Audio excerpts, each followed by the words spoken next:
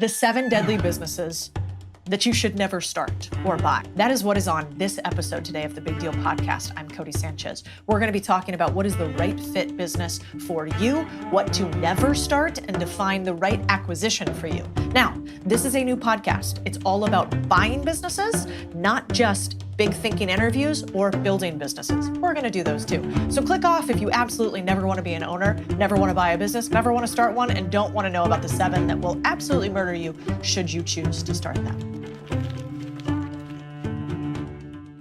I'm going to start with a story that happened when somebody didn't listen to me and chose one of these 7 deadly businesses. So I remember I opened up this email with a frantic note from Mary. I'm going to change her name because otherwise that would be rude. She was one of my business buying community members in our very first year of teaching other people. And she bought her first business and it was not going well. Losing money, partnership imploding, and an incoming lawsuit. All the things that go bump in the night. So how did this happen? Well, to make matters worse, she was a new mom with a baby that needed her. And I couldn't see any way out of her losing $100,000 on this deal. And I remember just thinking, God, Mary, what happened here? She was in the arena and it was hard, but the worst part was this all could have been avoided. Here's what Mary did wrong. She bought a restaurant franchise that was losing money, strike 1.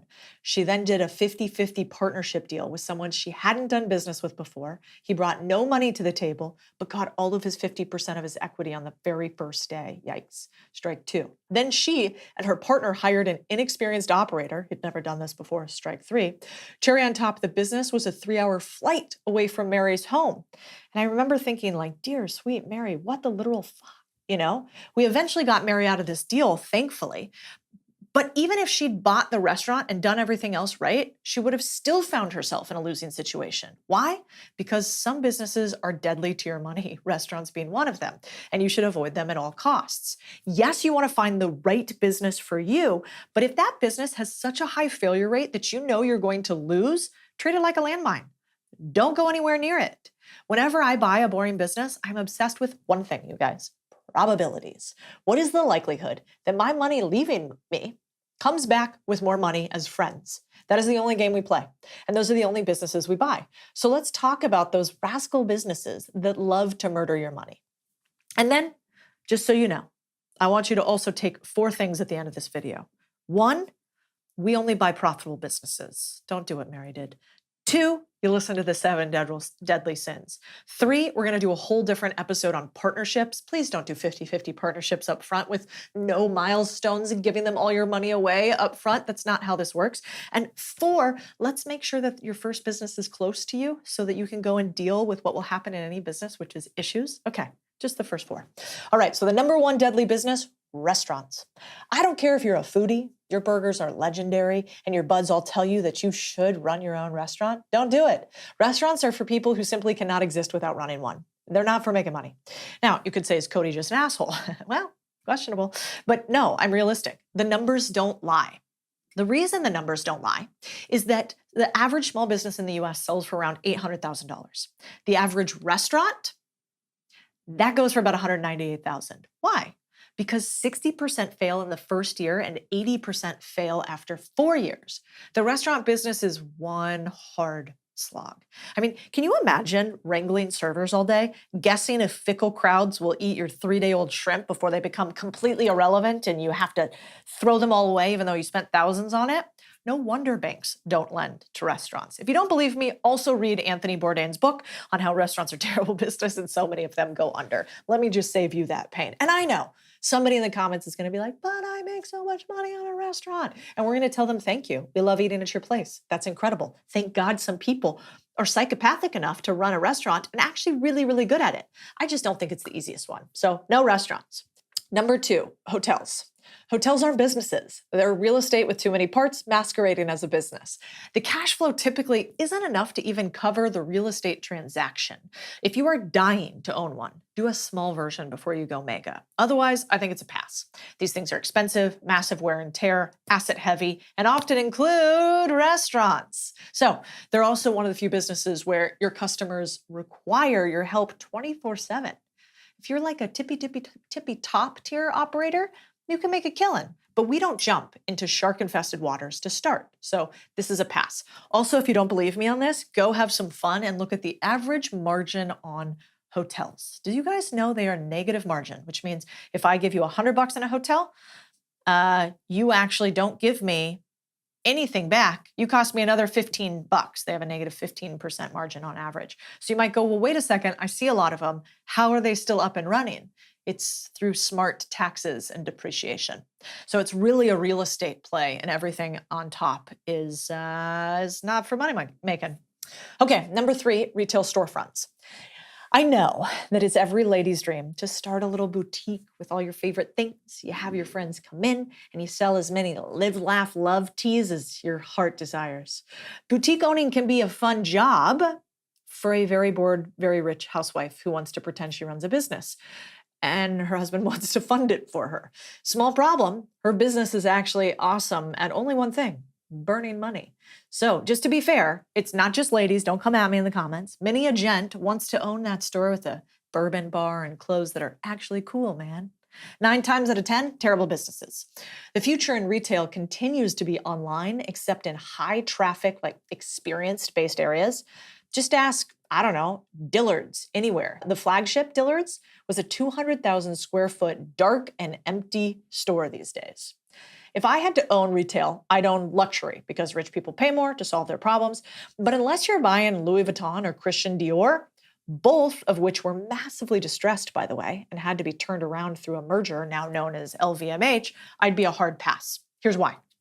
1, you buy product up front, which means there's no float. Float basically means that you can get some products to sell before having to pay for it. So when you buy retail supplies to sell in your store, you pay up front. They ship those items to you, which you need to stock and likely hold for a season to start. Leftover inventory, too bad. Order new fall styles in summer, even though you can't sell them for 60 to 90 days. Ouch. 2, high rent for high traffic. The cash flow realities of a high overhead business model like specialty retail are like not to be messed with. Most won't ever tell you how much they really make.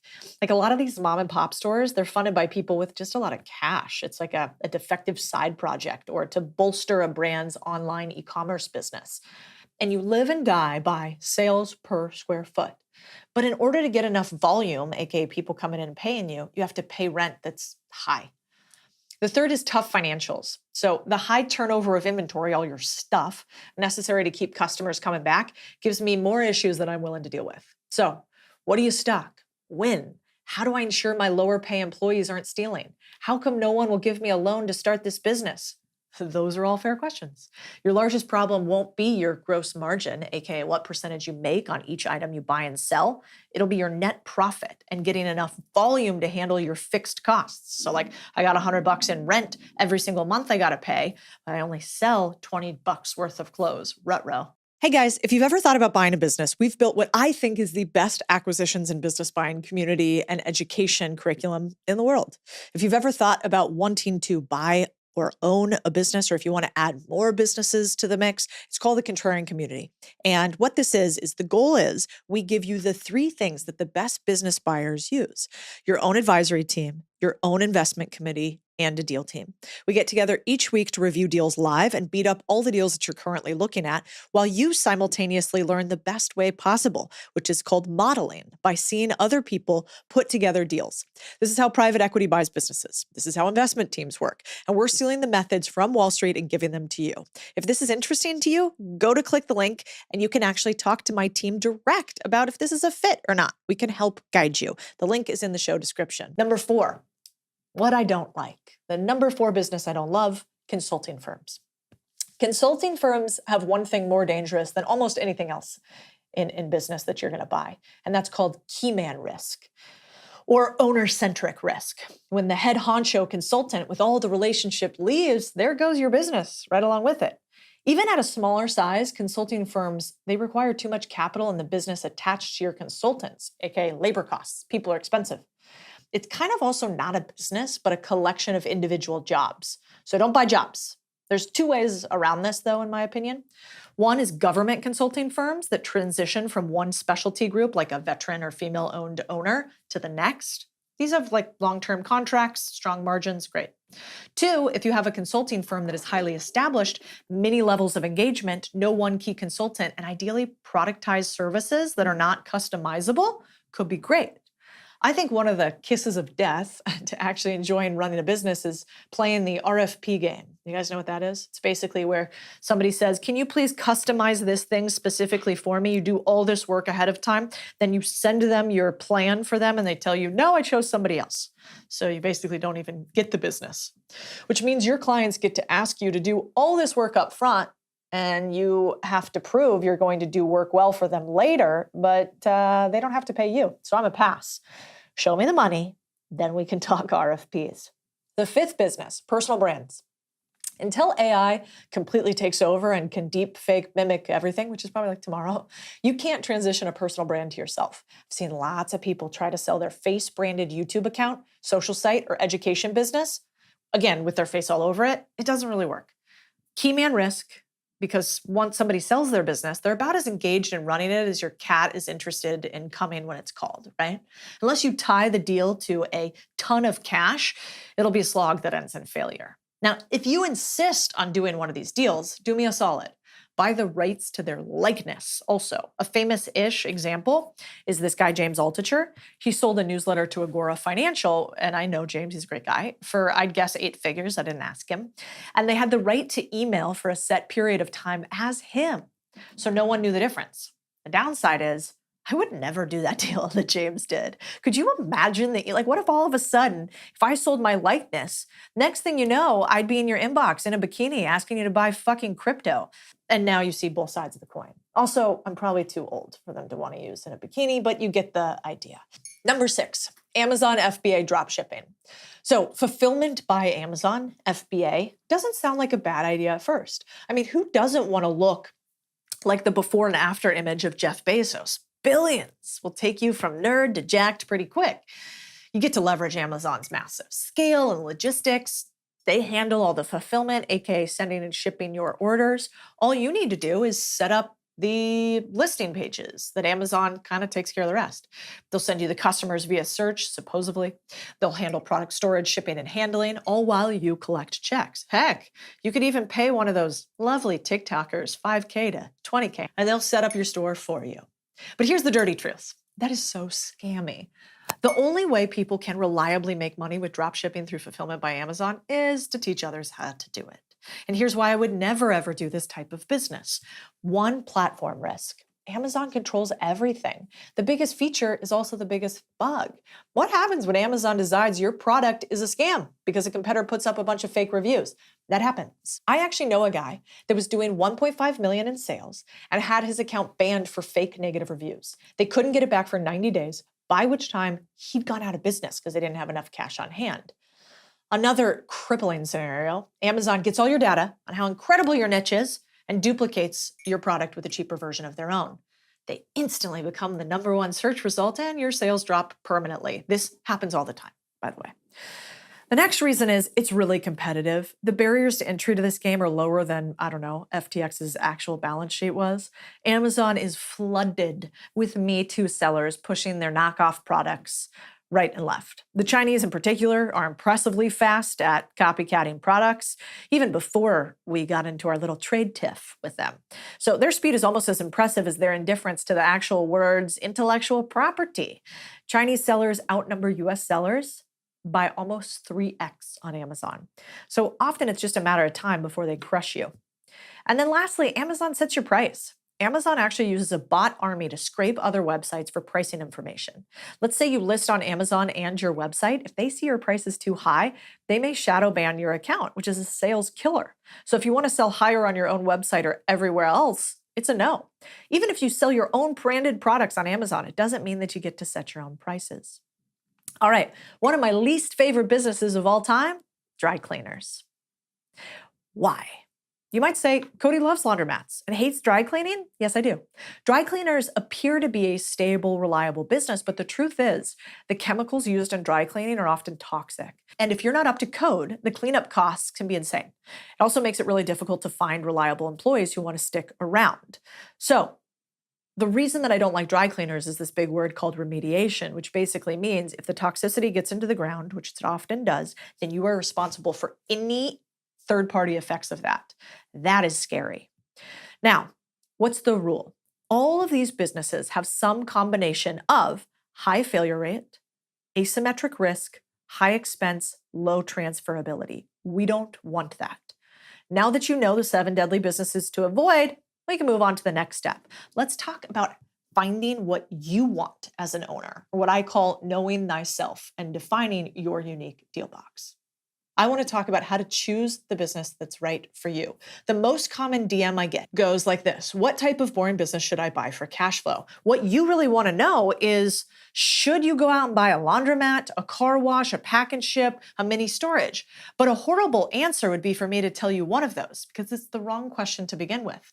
The better question to ask is this: what type of boring business is right for me? The truth is, there is no such thing as the right or wrong business. There is only the right or wrong business for you. So buying a business is kind of like dating.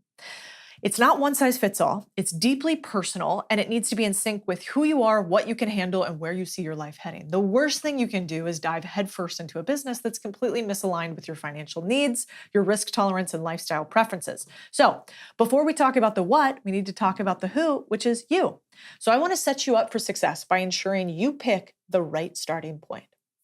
Your first task is to choose the level that's best suited to where you are and where you're going, because businesses change materially at each level of the game. So they require a different operator, a buyer. Pretty critical you start at the right level. So if you guys want to see what level of business is right for you, then I want you to do this. I want you to make sure you click this download. It will help you figure out the right business for you. For business buying in particular, it's all about your perfect fit business. So what are you looking at here? You're looking at a Venn diagram. So basically 3 circles here.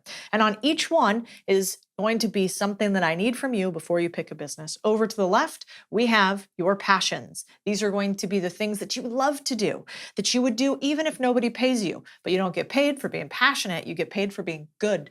So on the bottom left is going to be your skills. What are you actually good at? What do people ask you to do? What do people ask for your opinion on? And on the right is going to be your network. Who do you know? Do you have an accountant friend who actually could help you buy an accounting business? Is your other friend actually a plumber? And so they could help you buy a plumbing business because they would know how to run it. Maybe your dad's a lawyer. He could help you with due diligence. So we want you to fill out this perfect fit Venn diagram. And if you do that, you're going to like our next episode. So make sure you subscribe. This is going to be your first step to figuring out the right business for you to buy. Hey, I have something special for you for being such a loyal listener, because you're here with me all the time. I get asked by a bunch of you, how do I tell if I should buy a business or not? Should you buy a business or not? What price should you buy a business at? How do you structure your deal? I got you, fam. So I'm going to gift you our deal calculator.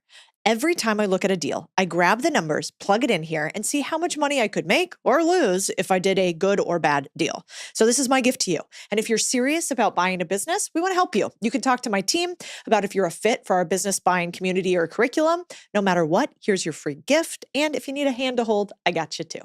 Hey crew, this is so cool. The podcast is growing like crazy, and it's only actually because of one thing, you.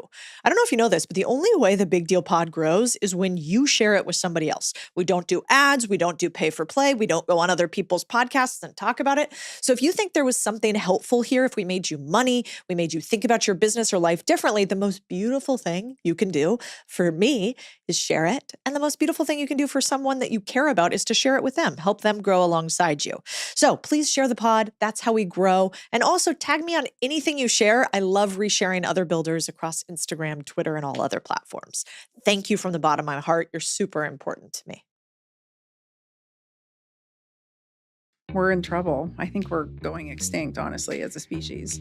I've got Dr. Tina here, who is a naturopathic doctor trained both ways, holistically and traditional medicine. And so we get to learn from somebody who's walked the walk. Eat more meat, lift weights, deadlifts fix a lot of things. Yeah, you know, you had this quote that I loved, which is, when in doubt, deadlift. Need to make a big decision, but feel unsure, deadlift. Need to process anger or frustration, deadlift. This is non-negotiable if you want to age well. We have to move every day. We're primates. We're fancy mammals with opposable thumbs. You also have some really interesting take on DLP-1s. Are they bad?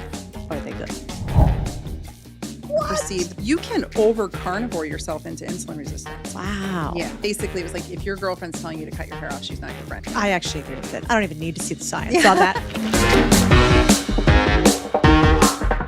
Hey, and welcome back to the Big Deal podcast. I'm your friend Cody, and I'm here today to talk about a thing we don't talk about enough. Like, where's the actual science around GLP-1s like Ozempic and eating carnivore and what is right for you based on data, not influencer view count?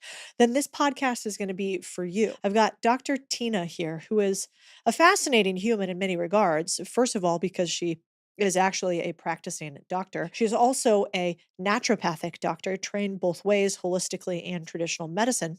And so she understands the full gamut. She's also 51 years old. And so she talks a lot about what it means to be a woman and to be a woman through the ages. All right. So without further ado, let's get into it with Dr. Tina. You know where I wanted to start is basically one. I was laughing with Gabrielle Lyon because I'm like, how come doctors are hotter now than they've ever been? You, her, Andrew Thank you. Huberman, amazing. And I think that's actually kind of how it should be, right? Like if people are healthy, it doesn't mean hot, like you have to look like Kim Kardashian, but like healthy and fit and talking to us about being healthy and fit, you should probably look the fucking part. Is that a crazy thing to say that like doctors should also practice what they preach? I feel strongly about that. I feel like you have to walk the talk. I think your story is really interesting too, because you weren't always so perfect. And so, maybe you could talk a little bit about the fact that like, hey, wherever you guys are, we see you. I see you because I was you. And now you're 51. You look great. And you're applying these practices in a way that's like, you can be a normal human too. So maybe talk to us about the pack-a-day situation. Yeah, so we were talking off camera. I chain smoked for 10 years, pack a day from 14 to 24. Don't know why. Probably because I was, growing up in Oregon where it rains all the time and it's really depressing and dark.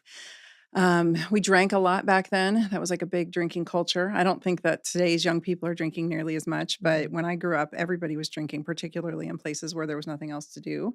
And I wasn't so healthy and fit. I think as a child, I spent a lot of time doing gymnastics and sports. And so there was some muscle memory there. And then I spent a long swath of time just eating, I call myself I was a macaroni and cheeseitarian. I literally was just, I'm not going to eat meat. And then I ate just garbage, so I pretty much consumed garbage for a extensive period of time. And then I had my daughter who's going to be 25, gosh, in a few weeks. And I remember laying on the couch with a migraine, just feeling awful and looking at her, and she was a toddler and she was like, Mom, come play, Mommy, come play. And I remember thinking, I can't be a piece of shit mom. Like I can't lay here and be that mom, when I know better. And by then I had spent time working with my mentor who was a phenomenal naturopathic physician. I knew better and I wasn't doing it. I was still eating like Pop-Tarts and I wasn't smoking or drinking then, but I just wasn't doing anything. And so then I spent a period of time kind of wafting around, not really sure how to implement. Started naturopathic college, was learning along the way what I was supposed to do even more so. And then I was coming upon 40. And I was like, God, I better train for menopause. Because when my mom hit menopause, it was a train wreck. She went from this beautiful, tiny little thing to just really having her metabolic health go sideways. And my mentor had always taught me that metabolic health was the crux of everything. Keep your waist circumference low, keep your muscle, like back in the 90s, he was telling me to get off the treadmill and start lifting weights. Wow. In the 90s. That was not cool then. No. And he told me to quit eating white foods, all white foods, meaning, starches, carbs, focus on protein. And so I had been around it. I knew better. I'd been around it for a long time. And finally I was like, I got to just walk the talk. So you basically, you saw your mom go through menopause, and when you say metabolic health, basically what that means is she became quite overweight. Yes. And then you end up in this pre-diabetic state, which is, they call it metabolic syndrome, which a lot of people are walking, the last stats. We have 2018 stats that were published in 2021 showing that close to, I think, 94% of US adults have cardiometabolic compromise. So it's this pre-diabetes state, this phase 1, if you will, stage 1, some people call it. And so back then they called it Syndromax. It was brand new. Nobody had appreciated it. And so it was this conglomerate of symptoms and they didn't really know what to do with it. But you stay on that trajectory and you will end up with type 2 diabetes at some point. You just suddenly arrive and your numbers match on labs and your doctor's like, congratulations, you have type 2. Well, that damage has been happening for, 10, 15, 20 years sometimes. Oh man. Yeah, I saw this thing the other day and it kind of made me giggle on the internet. It's like when you try to lose weight, you avoid sugar, carbs, seed oils, do 24-hour prolonged fasts, and go carnivore. When you want your dog to lose weight, you put less food in the bowl and you walk him more. So, like, what is the answer? Should we just eat less and walk more? Or is it actually more complex than that for those of us today? It's all of it. It's both. And this is where the calories in, calories out people want to fight with the insulin resistance people. Right. And it's both. And so the way that I like to think about it is we have certain metabolic pathways and they exist in a counterbalance. Not to get too nerdy, but most simplistically, we have this AMPK, this AMP kinase pathway, which helps get your mitochondria revving. It helps people feel better when they have their AMPK pathway revved up. It also, when too high, can become catabolic, meaning it starts to waste you. This is where I think high dose GLP-1 comes into being a problem, is it revs the AMPK. On the other side, we have mTOR, and mTOR is like your muscle building. You rev that pathway through strength training and through eating more protein. Mhm. And when that pathway is too high, and insulin resistance can actually push it pathologically. When that side's too high, you end up with modern diseases like cancer. Mhm. So in my head, it's a balance. So we need to be doing a buffet of all the things. God, it's so annoying. I think for people listening today, you're like, God, I have so many things that I need to do to change my life. I'm just trying to be a little bit fitter. I want to look a little bit sexier. I want to have a longer life or a healthier lifespan. But there's so much, and there's so much information. Like I saw this comparison of the historical food pyramid versus a modern day food pyramid, and I'd be curious your take on it.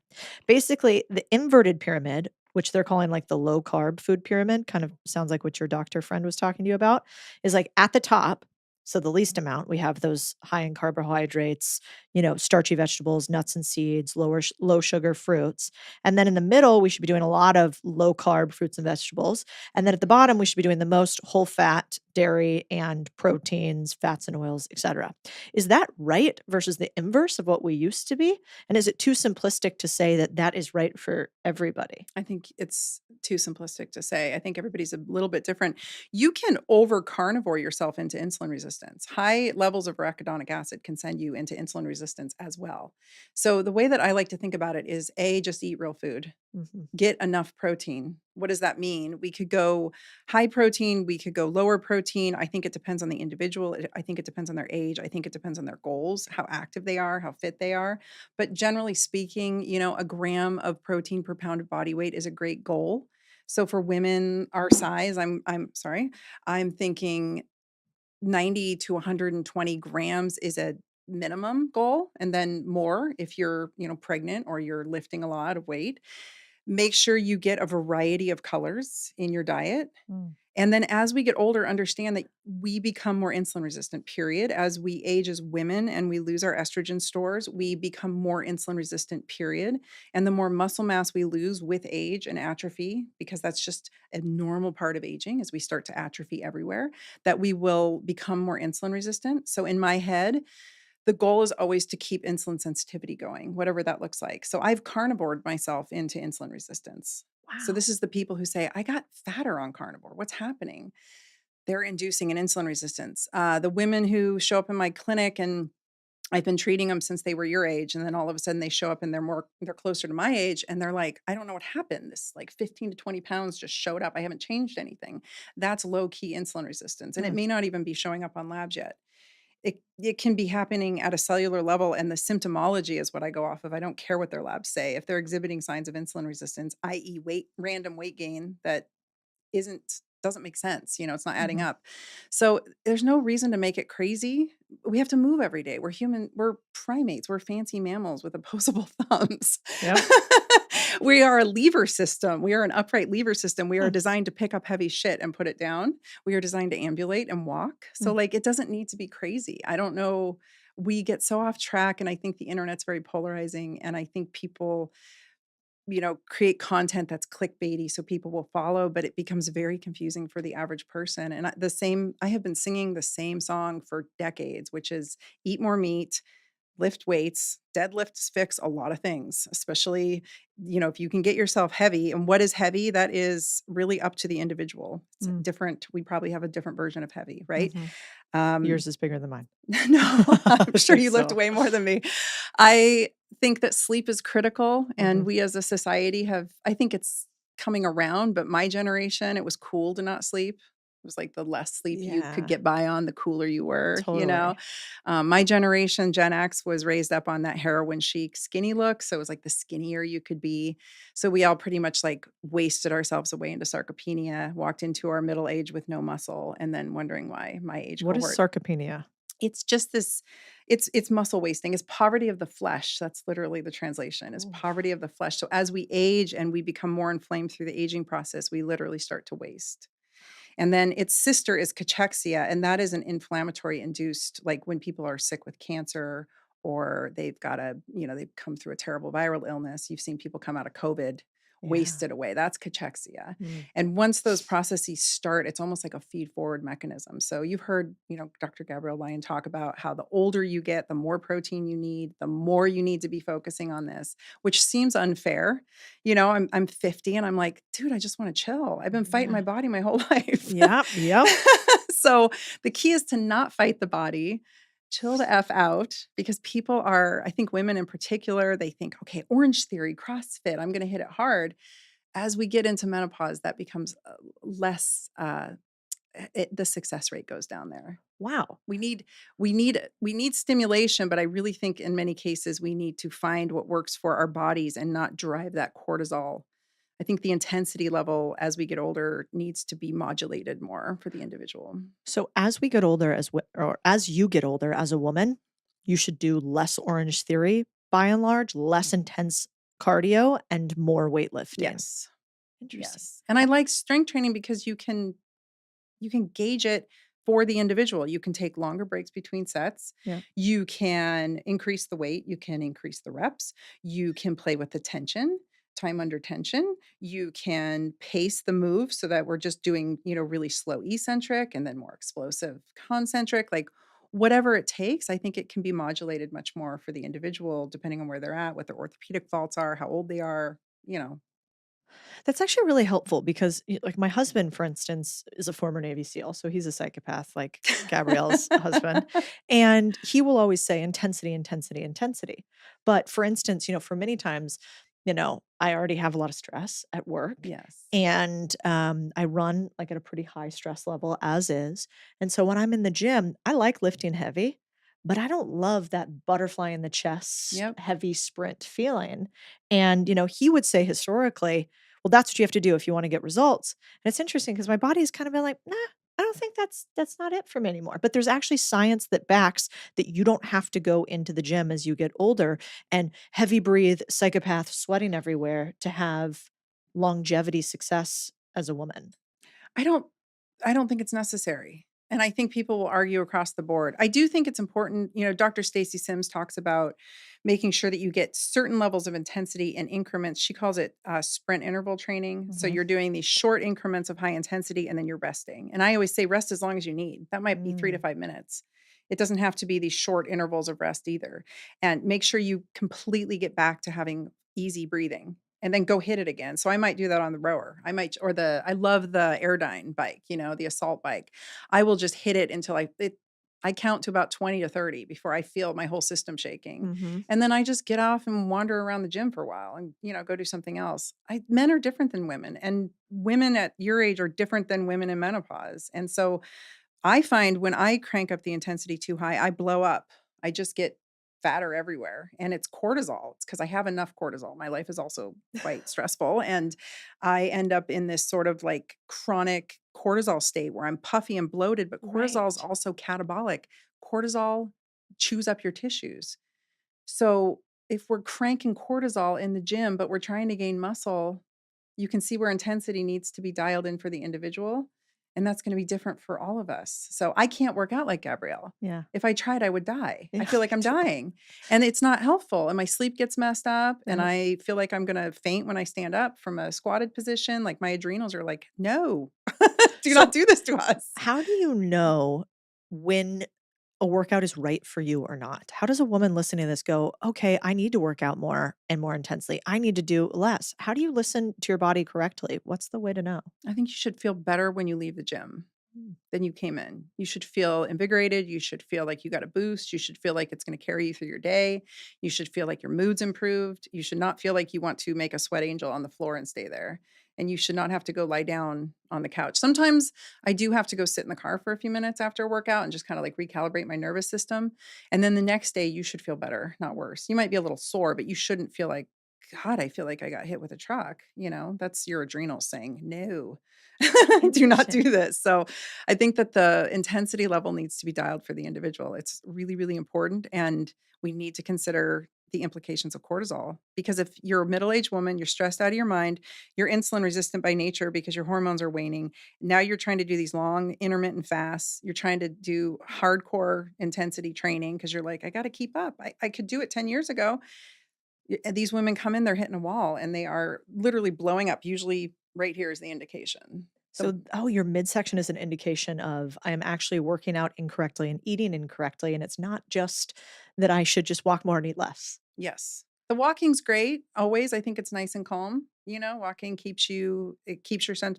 We want to hone the central nervous system. And the way I think about the central nervous system is we want to hit it to get a hormetic impact, meaning hormesis is, for the listeners, is just this concept of strategic intervals of stress. And then the key to hormetic stress is to rest the organism after and Mm, refeed. mm. So we want to hit it. So you might leave like maybe you PR'd your deadlift that day and you know what that feels like. So have you ever cried after? Yeah, for Like sure. it's not because you're happy. It's because your nervous system just went, right? I thought I was happy, but Well, now, you are, but yeah, like you're crying and you're like, yeah, I don't know what's happening right now. And right. that's your nervous system going, which is great if you spend the next 2 days chilling, maybe doing, and that doesn't mean laying on, sitting your ass on the couch all day, but you're doing some gentle movement. You might choose yoga, you might choose walking, you might choose swimming, whatever.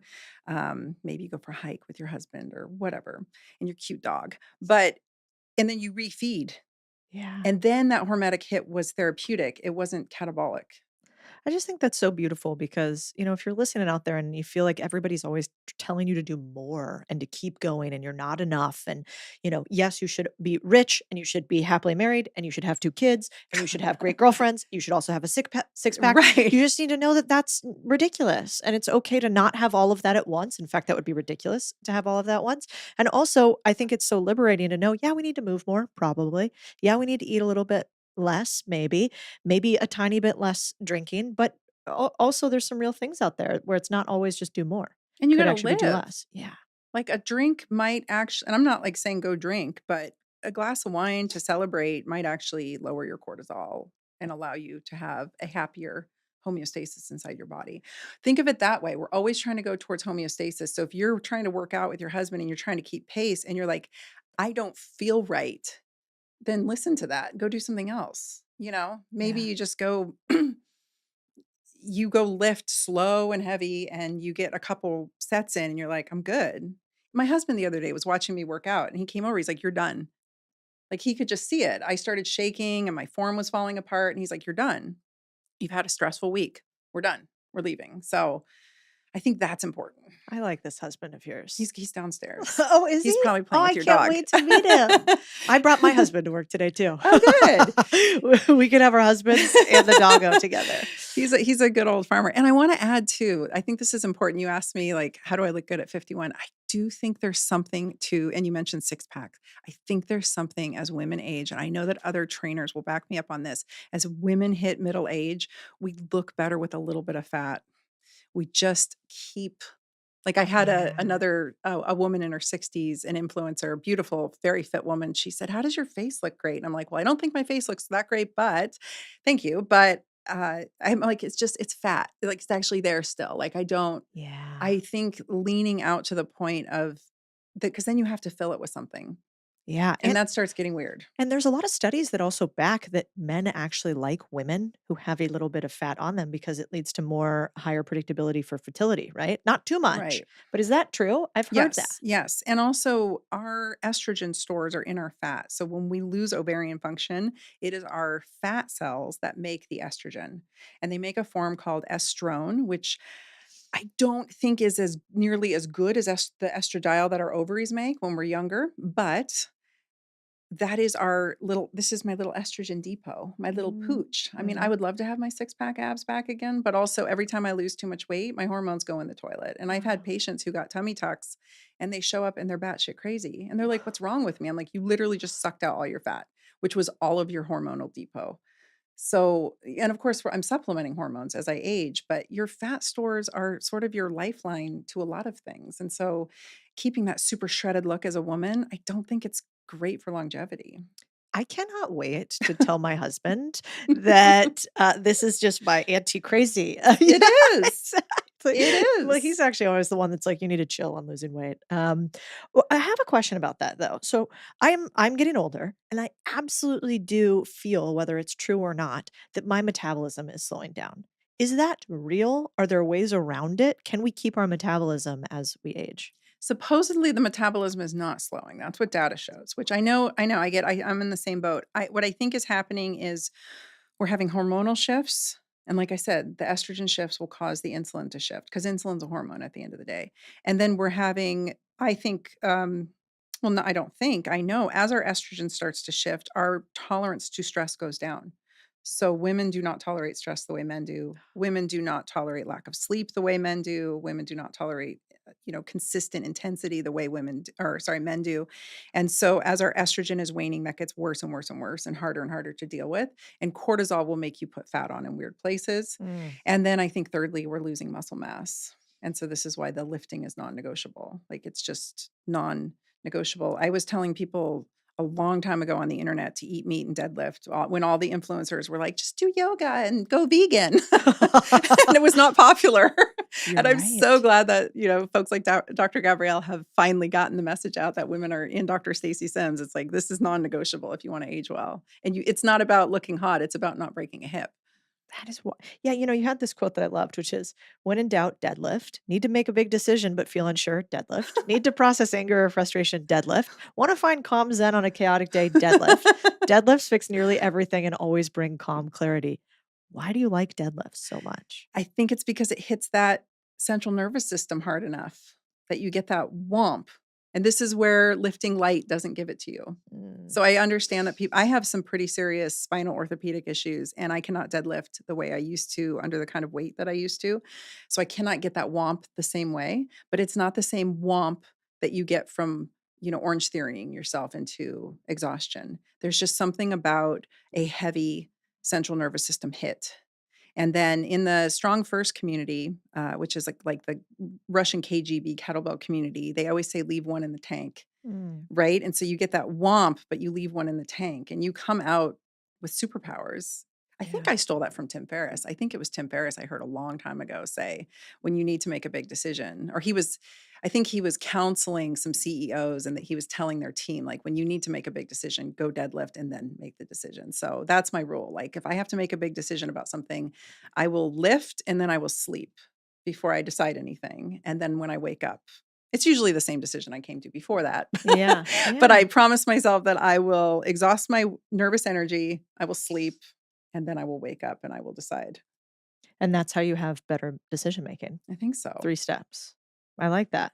You have talked about the science surrounding who you surround yourself with. What happens depending on the people that you choose to spend time with? Does that matter? I think so. I think it does, and the data is showing that our microbiomes are contagious. And well, going back many years, I had my daughter. I was just married to like a complete loser, and I had a child with him. And I don't mean to speak disparagingly of him, but many years later, the daughter has concluded as well. That was not a good decision, but I got my beautiful daughter on this planet because of it. So I think 5 months postpartum, I was super depressed. I went to visit my buddy and like two of my best friends in Seattle, and they were my friends from like high school. And my friends, he was working for Microsoft and he had really risen the ranks and he was making good money. And he said, and I'm sure people have heard this, you can't fly with the eagles if you're hanging out with the turkeys, right?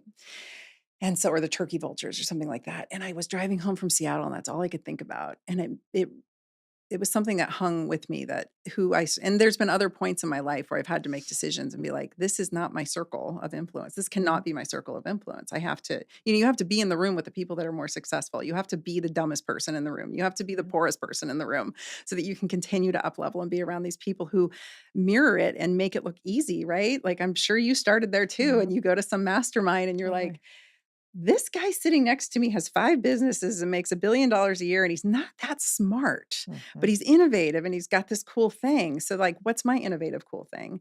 And when it comes to health, our microbiomes are also very contagious, literally contagious. So if you're living with somebody who has type 2 diabetes, if you're living with somebody who has any number of diseases, we have data showing that that is quite contagious. So you could very well end up with high blood pressure if they have high blood pressure. And I know it sounds crazy, but the actual microbiome will rub off. My buddy is a microbiome expert, and he was Karan Krishna, and you should have him on your show. He's brilliant. He was sharing that a study a few years ago where one person in the family took an antibiotic and the entire family's microbiome shifted within days. So communicable and non-communicable diseases, I think, are transferable via microbiome. And then also just health. Like, how do you stay motivated? Because it's discipline, not motivation. But if the person you're married to is not also disciplined, we have a problem, right? We have a mismatch. And so I think it's important. And your friend cohorts and the people you're eating food with and the food choices you're making and the how late are we staying up choices we're making and all the choices. Well, it's fascinating because I didn't know from a health perspective that the science backs it. And that was fascinating. So I went down a little rabbit hole looking at some studies after I saw that quote from you. And what's fascinating is it's the same thing for productivity. So there's great studies that show that your productivity increases by about 15% if you sit in a 25 square foot radius of a high performer, and it decreases by about 30% if you sit next to a underperformer. So Wow. there's actually like, a asymmetric downside to it in some Wow. ways. And then the same thing is definitely true for money. So it seems that money is contagious as well. So is divorce, I saw. Yeah. Your likelihood of getting divorced increases if you are around people and quite close that get divorced.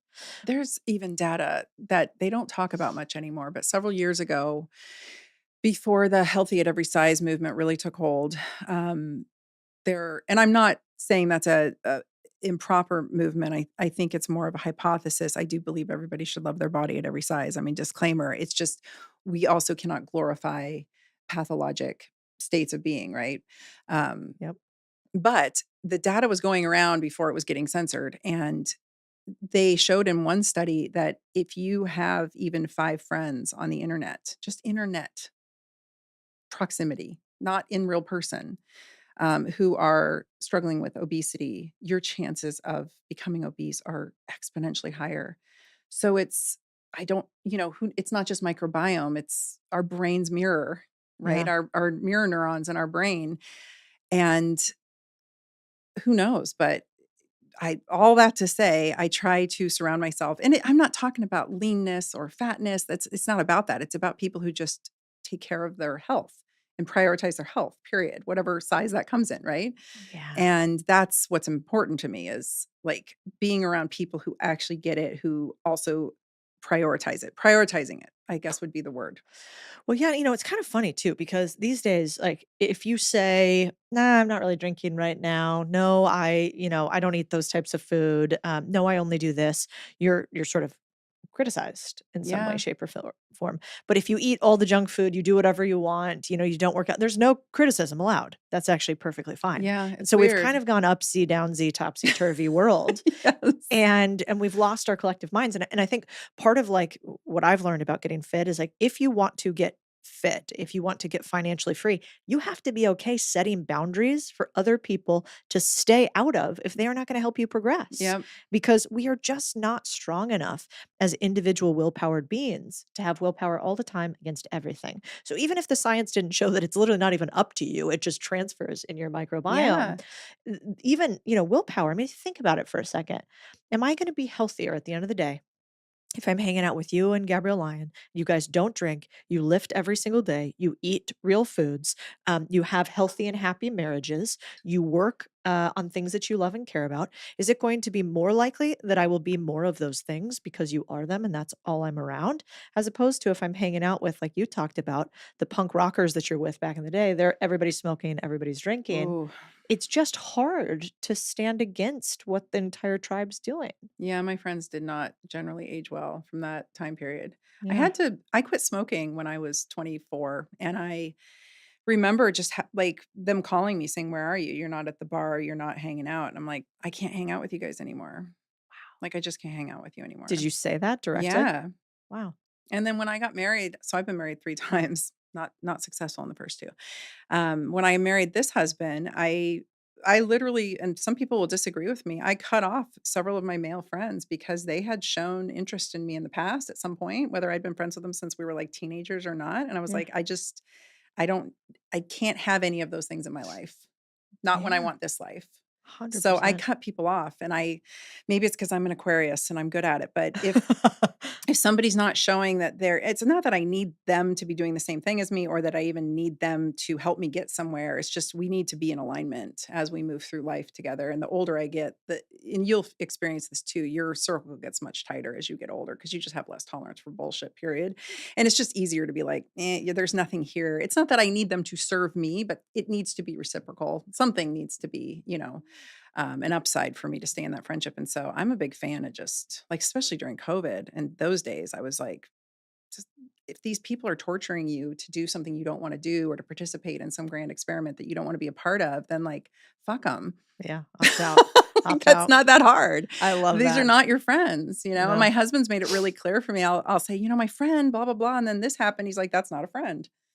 And so just learning what those definitions are. He's like, that might be an acquaintance, but that person definitely doesn't have your best interest at heart. I just read a study yesterday that women who encourage you to cut your hair off are actually and I didn't read the whole thing. I read the abstract. Basically, they are seeing you as competition in the mating world. So they are encouraging you to cut your hair off to be less valuable. What? Perceived as, so like basically it was like if your girlfriend's telling you to cut your hair off, she's not your friend kind of thing, which as a girl who spent her whole life with short hair, I'm like a short-haired girl by nature. I don't know if I entirely agree with that because like I am in my power and sassy when I have short hair, Yeah. but there is that was an interesting take on it. I actually agree with it. I don't even need to see the science on that. I think if somebody else is telling you to cut, well, especially if you're, if you're single, dudes just like chicks with long hair typically. Yeah. By and large, statistically. Hair's a thing. Yeah, it's just whatever. And so that's hysterical. So one great red flag for friends is, do they tell you to cut your hair or not? Well, girls if are they weird. do- Yeah, girls are weird. Girls don't, have you noticed that? It doesn't ever go away. Even if they're your best friend, there's Yeah. just this weird low key resource guard. I think we're evolutionary built, we're built for that. Women are built to resource guard Yeah. because they're looking for the viable males in the population that will give them good offspring and also protect them. And there's less of those than there are women who are fertile. So I think it's just evolutionary that we. Yeah. That actually tracks. It makes me feel a little bit better though. I've gotten older, I've gotten a little bit more comfortable saying, like, I feel jealousy. That happened the other day. I have a wonderful friend, Vanessa Van Edwards, who's on the internet too. She's one of my dear friends. I adore her. And she's hyper talented. She's incredible. And she got this opportunity. And my immediate reaction was jealousy. It was like immediate. It wasn't, I was excited for her. It wasn't this, it was, fuck, really? Why'd she get that? Not me. And then I was like, ew, yuck, Yeah. gross. I hate that was my immediate reaction. And then, I thought about it. I'm like, why am I jealous of her? And I was like, well, because she's really in what I call like flow. Like she just, she's in this period in her life, which I have envy about, which is where like things come to her. She's kind of aligned things in her life, how she wants it. And she's flowing. And some days I feel like I'm grinding, Yeah. And Yeah. so it's really an envy of like, the decisions that she's made, some of the choices. And so I struggled with that for a minute. And then I called her and I was like, I have to tell you something weird. This happened to you, and I'm now very excited for you, but I was jealous at first. I just wanted to tell you that, like, I'm so happy for you, and I'm sorry I felt a moment of jealousy about that. And like, you're gonna crush it, and it's gonna be amazing. And now the story I'm telling myself is like, you doing that means that I get to do that more. But Right. I would feel like a weird friend if I didn't call you and say, "Ugh, I had this gnarly thing I felt." And now I'm trying to move through it. But I think it's also like acknowledging that we probably all get that. And I called another friend of mine, Kim, and told her about it. And she was like, Cody, every time I go into a bookstore and I see like my 5 friends who have best-selling books up there, I go, "Fuck, why didn't I write a book?" Yeah. She goes, "I feel that all the time." Yeah. And so I think it's really nice that we're honest. Like, you can be honest with your friends. I felt a little jealousy because that is so cool, that thing that you're doing. But you're right, it's probably actually genetic. I It's think it's evolutionary. it's evolutionary. That's the right Yeah. word. I had a friend uh, recently I was talking to, and I was telling her how completely dialed in I saw her business and how I was jealous, like straight up, like your landing pages are beautiful, your copy's beautiful, your ads are converting, everything's so beautiful. And I'm over here like throwing shit at the wall, hoping it sticks. And sometimes it sticks and I make $1 million and sometimes it doesn't stick. And it's just I just had like an abysmal launch happen that Oh, did not yeah. convert. And I was like, I clearly missed the mark on that. And she just looked at me in shock and she's like, I've been so jealous of you all year. Like you're always on all these Mm. podcasts and you've been doing all this stuff. And I'm like, girl, it's wearing me out. Yeah. Like being on Yeah. planes and you're off in Aruba on vacation and like doing Totally. all this. You look great in a bikini and I'm over here with like cortisol puff. And so Yeah. it's just one of those moments where we both just had the complete opposite read Yeah. so But it helps when you say it out loud, which is in a weird way. Less gossiping and more like, acknowledgement of a real feeling that is true and honest. And I think it's helpful when people hear people who are like kind of successful in one way or the other share it too, because they're like, oh, it's not just so many times you listen to podcasts, you're like, they seem to have it figured out. oh Cool. I'll yeah. just go, grab my bag of Cheetos and listen to Netflix and like fuck this whole thing. And so I like that we get to be honest about it. I think it's the quote I heard I love is look for the expanders and Mm, then thank them. And so mm, the minute I heard that, I immediately texted Gabrielle and I was like, thank you. Like I see her and I just think, oh, more is possible. yeah, And I see you too. And I'm like, more is possible. Like there's levels to this video game. totally. So it's just a matter. And you don't have to hit all the levels. And also there's seasons. Yeah. Right? And there's seasons to rest and there's seasons to pull back and there's seasons to push and grind. It's just like the gym. You can't grind all the time. No. And you can't go metabolic all the time. Like there has to be windows here. 100%. The other thing that I wanted to talk to you about is talking about other things that happen to women. And then I want to get to something that's applicable to everybody. But is there data that shows lately that it is harder for women to get pregnant than it has been before? Because it feels like that. Our fertility rates are in the toilet. Yeah, we're in trouble. I think we're going extinct, honestly, as a species. What's happening? It's a lot of things, and I can't say with, certainty because that's not entirely my wheelhouse, but I was seeing it early on in practice. I got licensed in 2008, and I was seeing it in practice early. A lot of young women coming in having issues. The way it's handled is weird. They give you drugs to get your eggs to basically shoot out, or your ovaries to Right. shoot out an egg. And there's a lot, if you look at animal husbandry, they really have an appreciation for like hypothyroidism being the cause of infertility and, low progesterone can be a contributor to holding on to that pregnancy. And so that is the way I've always approached it is Mm, making sure just to optimize a woman's, get the toxins out of her life, get her moving, deal with her metabolic dysfunction, and then thyroid and progesterone. But I think we're in a whole different world now at this point with the intervention of 2021. I think is a potential factor. We have data on that. I'm not making it up. I'm not trying to fearmonger. And then we've got abysmal fertility in men. We've got, plummeting testosterone rates. So their swimmers are not swimming so well. And I mm, think overarching is this metabolic dysfunction yeah. that I've been trying to beat the drum on for a long time. And it was not sexy. And thank God, Dr. Casey Means came out with her book and people are paying attention now. But I have been trying to get people. My mentor told me, keep your waist circumference in check at all costs and lift weights. Like, do not let the metabolic dysfunction get you. And we're seeing it in younger and younger and younger. I mean, children with severe metabolic dysfunction. And that does not bode well for fertility because a body that is metabolically compromised is not going to want to reproduce.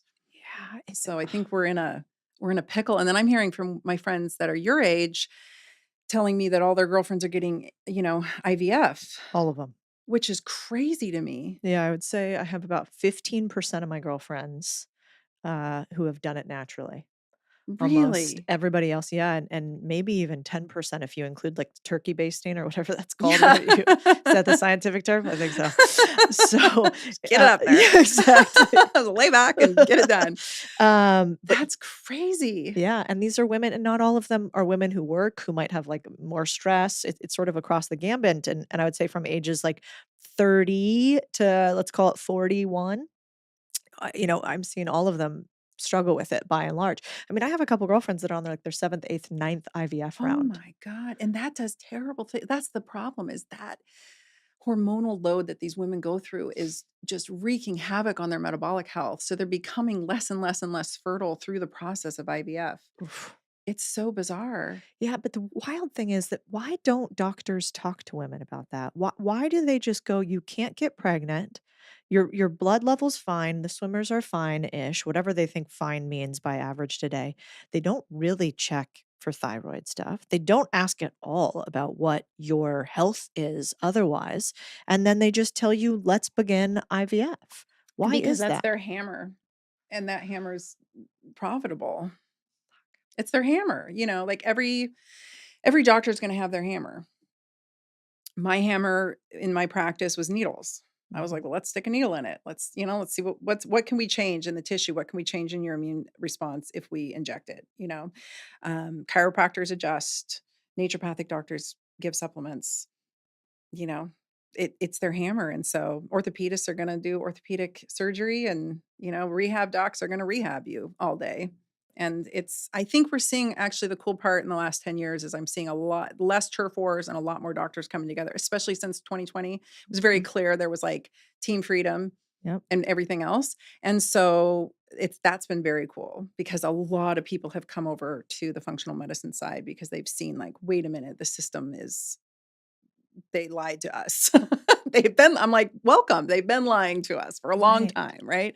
And so, like, it didn't, I knew 20 years ago that Big Pharma was quite corrupt. So over here, I think we started melding more, and I'm hoping that translates, but I don't know. I'm concerned. I think in most countries in the world, what I have seen is that there's not even a population being born to replace the population. So we are at a certain point, there's a critical point where there's of no return. And I think South Korea has definitely hit it. And there's other countries, and the US is on the precipice, but Japan's approaching. we're a train wreck of health here, and we have exported it out. Yeah. Yeah. Remember when we all thought Elon was crazy because he said that we needed to increase the population control? And you probably didn't. You probably realized that was real. And now it's like, no, Elon was right. We should be having more babies. And actually, that we shouldn't be doing what the, World Health Organization was telling us, which was actually decrease population Yeah. size. All my girlfriends who did not participate in the intervention of 2021 and seem to be having babies very easy. Like, all my closest girlfriends are breathing like, it's every time I swear to God, they get out of that gauntlet of breastfeeding and everything, and all of a sudden they're like, Tina, I'm pregnant again. And they're all walking the walk, right? They're all living very Yeah. healthfully. I'm like, have as many babies as humanly possible. We need you. Like, we need Yeah. that. That's what we need. Like, the healthy, vital, natural, like, keep going, If you're happy with it and you're having fun, keep going. Well, you know what I like about you is you're honest about, corrupt practices in big pharma. You will say very head on that there were interventions you didn't like in medicine that you thought were systematically wrong, even, and that you think that there's a massive fertility crisis as engineered, maybe by the external environment, but also how doctors are handling it. But then you also have some really interesting take on GLP-1s, or as many people know it as, Ozempic. And so what is your take on this drug or series of drugs? Are they bad? Are they good? So they're peptides. And when I realized that they were peptides, I immediately got more intrigued, because a peptide is just a string of amino acids. And you were saying your husband likes peptides. A lot of people you really can't age into middle age and be active and fit and not at some point come around to peptides, Mm. because you end up in pain. and you end up with true. injuries, right? Yeah. And so the peptide community is really expanding. I think we're finding, ease of execution with a lot of these oral forms of different peptides, BPC 157, TB 500, these, Wolverine peptides. There's all kinds of different peptides out there. And peptides by nature insert themselves, they're just strings of amino acids that are peptide bound together to make peptides. And then strings of peptides are just proteins. Hmm. That's the complexity of it. That's where it gets. And so peptides insert themselves where they need to go and they do their magic. It just so happens that these peptides are over here in the big pharma bucket. I think it's because of the way that they are administered, injection wise. And so I started researching them because it was, when was it? A couple summers ago. And there was just spring, summer. It was everywhere I looked. There was so much hype about it. And the weirdest part was the entire functional medicine community it was all sounding very propagandized. Like in 2020, immediately my ears perked up and I'm like, this sounds like propaganda. And indeed, here we are. So it was the same kind of thing. This clickbaity nonsense I was seeing mainstream media. And then I was hearing the functional medicine and the medical freedom community also preaching the same message. Like, when do those two align? Yeah. That was weird. So immediately I was like, this smells sus. So I start looking into it and I find stacks of data showing from tip to toe really amazing regenerative healing and anti-inflammatory properties, really potent anti-inflammatory properties to these peptides. Wow. They're not just working by decreasing your, stomach motility. They're not just making you feel fuller longer. They're not just shutting down your appetite in your brain. They're not, that's not where it ends. They actually are healing metabolic pathways, which in my opinion, the crux of most modern diseases is metabolic dysfunction. And we are all, to some degree, I mean, if 94% of US adults are metabolically compromised, then that's 94% of your listeners. Yeah. Maybe yours are a bit better because, maybe our listeners of our pods are more educated, but generally speaking. And so I don't know what, I think part of it was just me being, I tried to make a podcast about it and come out and talk about it. And the pushback I got was so fierce and ferocious. And it was very reminiscent of 2020 when I was telling people to eat meat, go outside, lift weights. You don't need to be a sitting duck. Like, viruses aren't, there's a high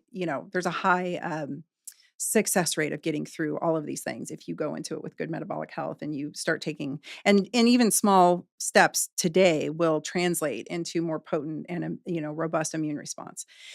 And it was very much like that. And I was like, this is weird. Even the bots, I was getting the same kind of bot. You've probably gotten a lot of bot messages. You know them when you see them, right? And you go look at the profile and you're like, this is a bot. So I'm getting this parroted response. Just eat less and move more. Just eat less and move more. And I'm like, no, I didn't mention weight loss. I was talking about Parkinson's. No, I didn't mention weight loss. I was sharing a study about this.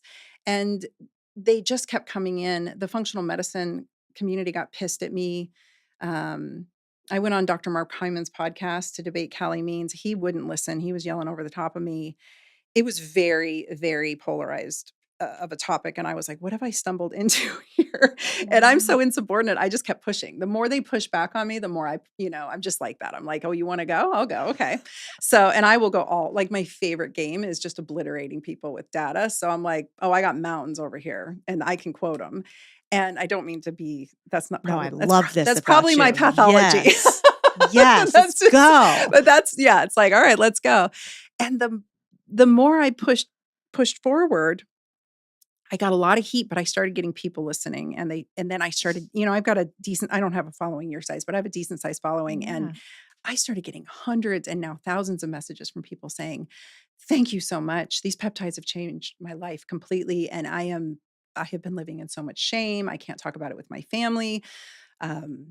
People who really did need it for type 2 diabetes, metabolic dysfunction, weight loss, which was not the conversation I was trying to have. I was trying to share out the neuroregenerative, the cardiovascular, all of the other benefits in the different organ systems that I was seeing, but everybody wanted to talk about weight loss. And these folks were messaging me saying, I was terrified. So-and-so terrified me. So-and-so influencer terrified me. The media terrified me. My doctor's been trying to get me to go on it. I finally did. And oh my gosh, my life has changed. And oh my gosh, I'm fertile now. And oh my gosh, my depression is gone. And oh my gosh, all my pain is gone. And oh my gosh, this one woman messaged me this wonderful message, older woman who had her metabolic health completely obliterated by chemotherapy treatment and cancer treatment. And she's in her 60s. And the weight gain was putting her at higher risk for the cancer coming back, right? Mhm. Because obesity is a standalone risk factor for multiple types of cancer. Yep. And she said, you keep going. Like, this was early on. She's like, you keep going because I went on these and here's my story. And so, one woman messages me and says, finally could go on rides at Disneyland with my kids. And so I wasn't trying to be the weight loss warrior for GLP-1s. I wasn't trying to defend Ozempic for weight Yeah. loss, but it's turned into that on a lot of these podcasts because some of these hosts really that's the conversation they want to have. But I think at the end of the day, there is nuance. Oh, and the best part, the part that really got me intrigued, besides the neuroregenerative and anti-inflammatory impacts on the brain and its impacts on pain and its impacts on our immune system, and the protective, when I started talking about the data that I found from 2021 on the protective mechanism of semaglutide against COVID, I got deplatformed at 232,000 off Instagram.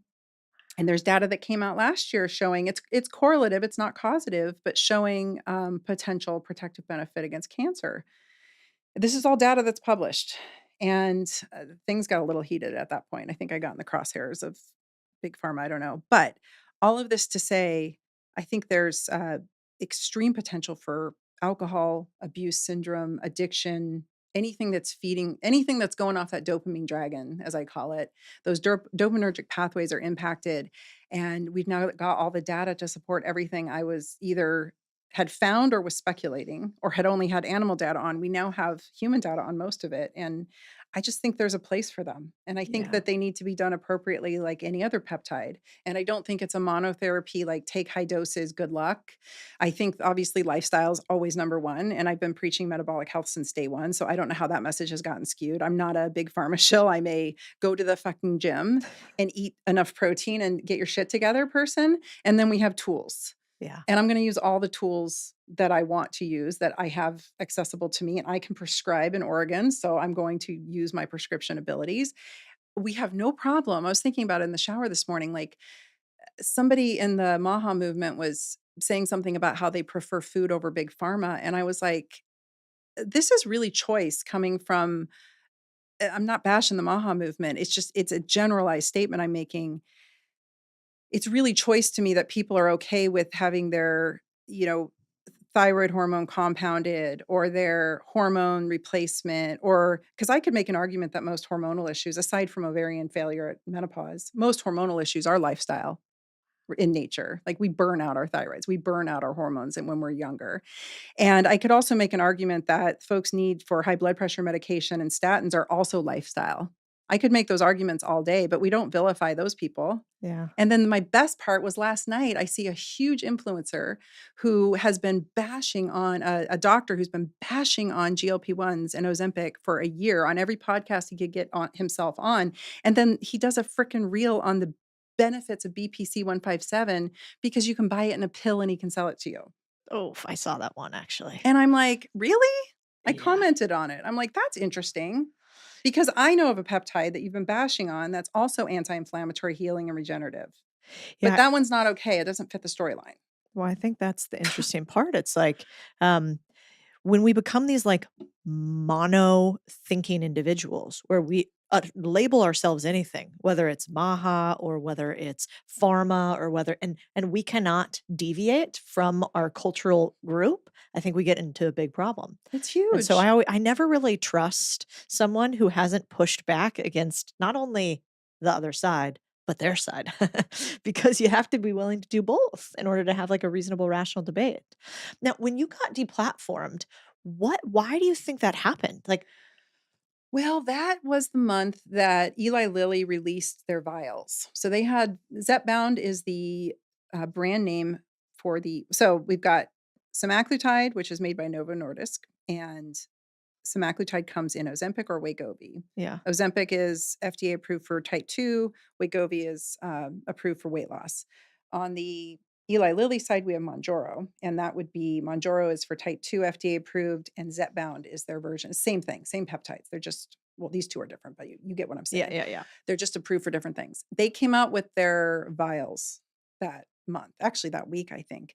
And they had sent a lot of cease and desist letters to the telemedicine companies, the compounding pharmacists, the many doctors who were prescribing compounded. They really have, and Novo Nordisk and Eli Lilly have been pushing very hard against the compounded. And at that time, I have been proposing microdoses or Yeah. a more personalized dosing strategy, I think would be a better term.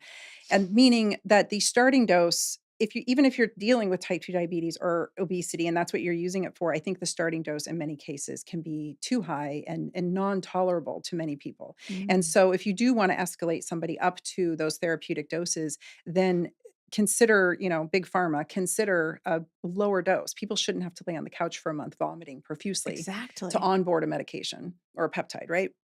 But on the other side, I was talking about using very potentially, like for someone like yourself, who's metabolically very optimized, you lift weights, you do all the things, right? You get your sleep, you get your protein in, you do all the things. If you were coming to me saying, I've got this neurologic issue, or I've got any number of things, PCOS, fertility issues, we are allowed to use things off label. And so in those cases, my husband has high blood pressure and he's got cardiovascular disease in his family. So in those cases, we would use these peptides potentially preventatively or in very minuscule doses because you Mhm. would not tolerate usually anywhere near the standard starting dose. And anyway, all that to say, that week, everybody was getting letters and I got deplatformed. So I speculate. I do not know. I don't have any proof, but I Yeah. speculate I kind of got caught up in the crosshairs there, I think. Yeah. Because I did have a girlfriend who has a decent size account who comes out and says like she tells you how to dose, where to get it, not even prescription. Like she's making claims that I think were way riskier than anything I would ever say publicly or even Mhm. on the internet for that matter. And she got suspended that week as well, her account. And when she was allowed to appeal, I was not. And when she appealed, she was allowed to find out who reported her, and it was Eli Lilly. And it was the day after my account went down. I didn't know you could do that. Well, they didn't give me any option. I was just gone. Interesting. I got a guy next time if anything happens to Okay. you. I literally asked everyone I knew. I'm like, somebody has to know someone at Meta. You know who I think knew someone at Meta? I think it might have been Jen Cohen. I don't know if you know Jen Cohen, but Yeah. she's a cool chick too. And Yeah. I owe her a lot, I think. Anyway, that was all crazy. What's It's so crazy. so basically to understand, they don't want you recommending these non-prescription.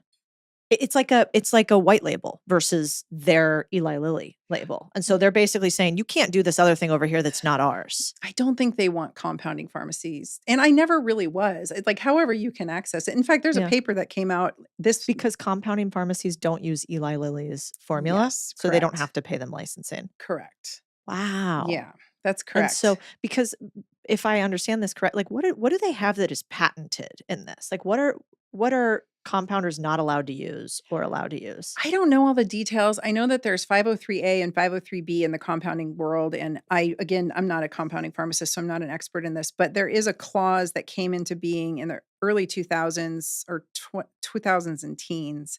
Yeah, it was like 2013, I think. It was when I was in practice that compounding pharmacists could fill the need on a shortage. Interesting. And that's a 503B. And I don't know if those are more identical to the brand name or not, but these two peptides have been in shortage for a long time. And so 503B compounding pharmacies were filling that need. And now there's a big lawsuits going on because supposedly they're out of shortage and it's a whole thing. I don't pretend to follow it all completely, or understand it all, but now it's going to go back to 503A, which is less there's less oversight on 503A. So them pushing against this compounding might be pushing it into even a less, you know, I don't want to say Regulated? less safe. Yeah. That's not the right word, but there's going to be even less oversight on how these are manufactured in different pharmacies than they were before. So I don't know. I'm trying to stay out of the whole mess. I was really excited this last month, or in March actually. An article came out in the Journal of Diabetes showing that you could actually take the pens, because this is the big thing. The brand names are in pens and they're pre-filled, they're pre-dosed. Oh, so you can't change the dose. Yes, that's the problem. I should have said that early on. The compounding come in vials and you can pull up what you want. So you can Yeah. have a more personalized approach. So the pens, though, this paper was published and they were talking about using it in smaller doses. They called, it's like microdosing has made it mainstream and I'm nowhere in the conversation, but that's okay. Because I'm not talking about it for weight loss. I'm trying to talk about it for other things, but they came out with this paper showing microdosing for type 2 diabetes. You can start people at a lower dose and you can actually use this pen click method with the brand name pens.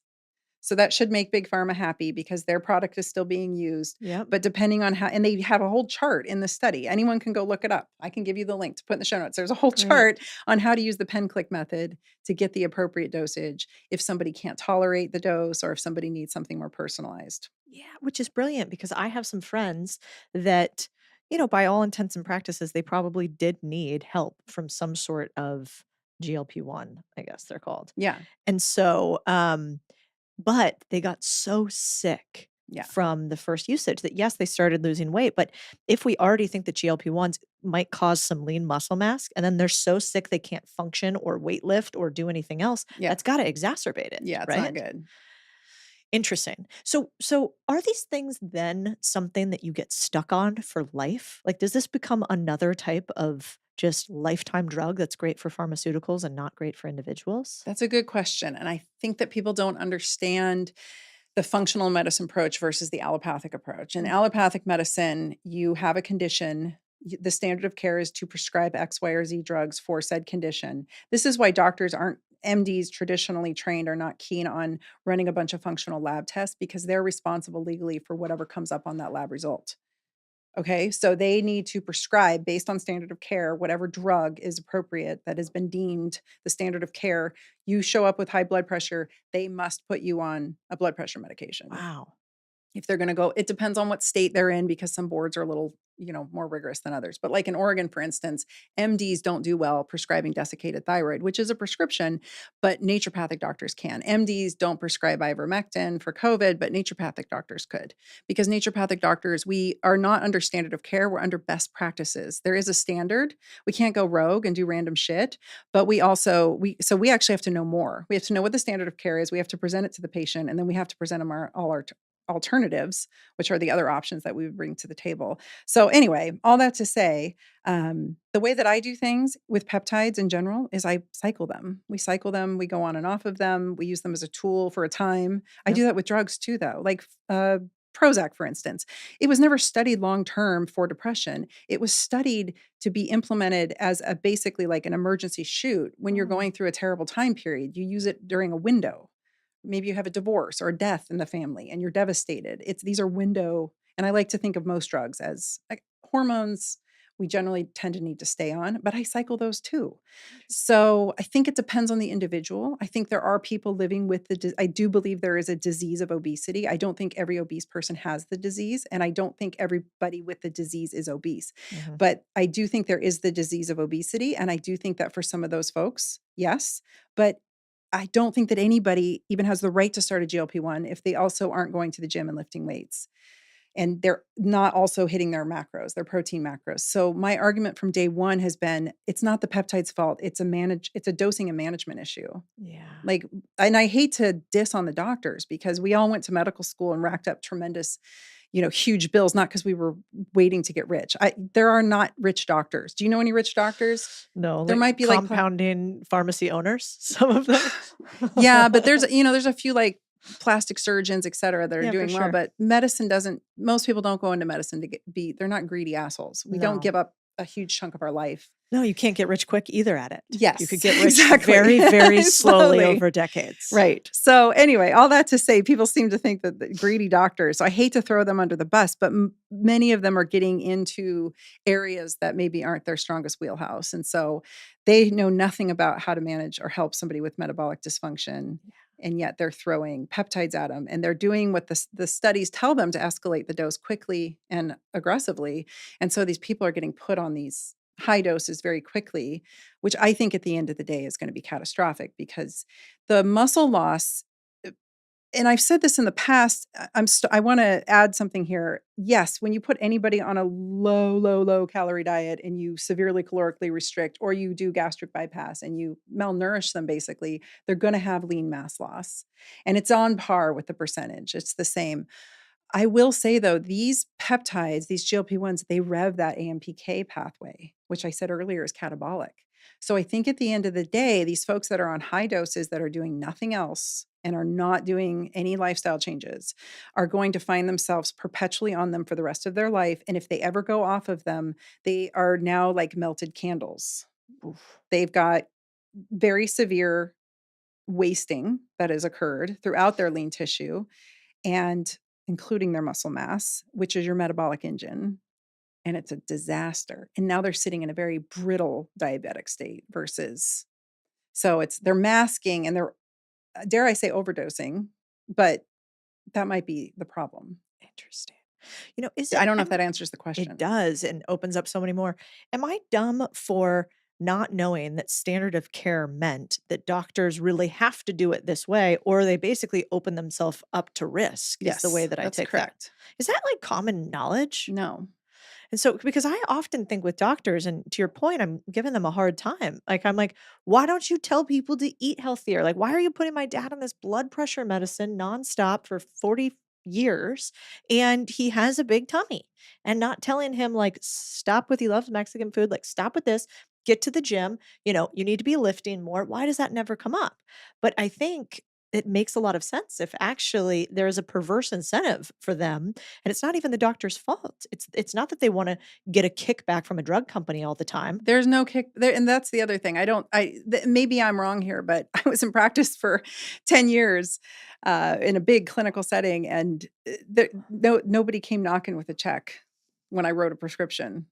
There's no, there might be companies that are courting doctors, maybe sending them on trips and they have Yeah. to disclose this too. You Yeah. can legally look that up, but it's Sure. not like you write a prescription and you get it's Yeah. not, that's not, and maybe there's some off record deals going on I don't know about, but no. And also they are time constrained. So if they're back in 1995 when I was working at a hospital in Portland, I was an undergrad, I wanted to be a doctor. And this is why I went ND instead of MD route, because this MD came in and he was a neurologist and we were in the Alzheimer's and dementia clinic doing research. And he said that at that time in 95, if he spent more than 7 minutes in a room with a patient, he was losing money. So they can't tell your dad how to eat right. And they're not lifting themselves. They're train wrecks. Yeah. Most doctors have fatty liver themselves. So they tell you, oh, your labs are normal. You have some fatty liver. That's okay. It's like, no, it's not okay. Your liver is literally going to be cirrhotic in 10, 20 years. Like this is maybe a little longer, depends on the person and how much alcohol they're drinking. But it's just bizarro land to me that we've got, mediocre health folks. But to their defense, their lives are incredibly stressful. Yep. So there's a lot of going up against doctors, and we really do trash on them way too often, and I don't love it. They're wheels in a car, or whatever the term is. Cogs in a wheel. Yeah, they're Yep. just in a system that is, I believe, quite corrupt and Yeah. misguided. Well, it's interesting. It's close to my heart right now because my brother has just really been struggling he got his gallbladder out when he was like 13 or something. And he had like cyclical vomiting syndrome Oh, no. and has had all of these health issues. But the answer from a lot of medical professionals has been, all right, let's put you on anti-anxiety medication. Let's put you on an antidepressant. Are you depressed? Let's do this. And I'm like, I just watched the kid drink a Arnold Palmer with half lemonade in it and eat a big thing of meatloaf. Like, could we stop? If he already can't process stuff, if his gut is messed up, if he's vomiting all the time, should we start with something else? And, and then, kind of telling him that didn't matter if he drank sometimes. Yeah. And, and at some point I really feel for like the families and everybody involved, because you get to a certain point too with him where I'm like, bud, you're a grown man. This is your path. Yeah. You're going to have to figure it out. And I'm here to support you if and when you're ready to listen, but I can't fucking tell you the same thing anymore. And so I bet doctors often are like, listen, I've been telling you to also work out for 72 Yeah. years. You haven't been. So here's the blood pressure medication so you don't actually die. Yes. But also, could you do the other things too? Yeah. And I'm sure there's a lot of that going on, Yeah. but probably, not a lot of us always listen to the doctor. And it takes time. Patients can get hostile and aggressive. And even people were coming to me as a naturopathic physician in a cash-based practice. I did not take insurance. So they knew exactly what they were getting into. Like they sought me out specifically for that in Yeah. a town where all the NDs take insurance. and they still would fight me tooth and nail. Interesting. And they would get mad at me, hostile, angry if their labs showed up all of a sudden they're diabetic. And I'm like, dude, I've been telling you for 10 years what was coming. And then suddenly here it is. And like grown men getting up out of their chair yelling at me, terrifying me Oh, because they're so mad. Like it's crazy. Medicine's crazy. It's why I shut my practice down. Like I take clients and patients very rarely these days because it's just, you go in circles. It's online's one thing. I'm beating the drum constantly, repeating myself like a yeah. robot because I'm trying to get it to land and I'm trying to find new ways to say it so it'll land. And that's frustrating enough because then you're Yeah. just dealing with, ignorant trolls. But in clinical practice, when someone's paying you a clip of money, Yeah. you're not the cheapest doc in town and they're still yelling at you when you're telling them Yeah. to go to the gym. And, it's tough. It's a tough gig. But for your brother's sake, some digestive enzymes, some ox bile, and That's what I told him. some HCl would go a long way. HCl. You know what? Gabrielle Ox Lyons said bile. ox bile too. And I Yeah. told him, and he said it sounded gross. And so we're working with him on that. I'm like, it's a pill. Does he You like- don't taste anything? Does he like carnivore-y stuff? Does he like that scene at all? You know what? I think at this point, 'Cause there's- sadly, he's at that point where, when you just don't have any other options and your health has gotten to a level where it is the only thing that matters and you Yeah. realize that everybody else can have 100 problems, but you only got one. That's where he's at. Yeah. And so with him right now, it's really, all right, man, like this is your moment. And it's a bummer that I haven't known how to get through to him prior to this. But I think he is at that moment where he's willing to listen. And so, I'd be curious your take too. How, have you found, like, if somebody is at that point where they're like, God, I'm I'm here and it's hard and I know I have to make massive health changes, what would you tell them?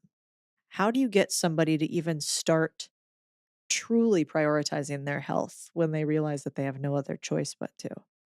It comes down to pain and vanity or vanity. So when people hit a wall on one of those, they usually will be, I've had to multiple times. I recently got back some very concerning labs. I knew I was burning the candle at all ends and I was like, I'm fine, I'll be okay. And then I get my labs back and I'm like, oh, my thyroid's on fire. It's not okay, right? I've got to make some severe changes. I've got to Yeah. restructure my business and restructure my life. It's one step at a time. I really do think the answer's in the gym, though. I think the ritual of committing to that process of going 3 days a week, it doesn't have to be 5 days a week. It's just, I lift 3 days a week.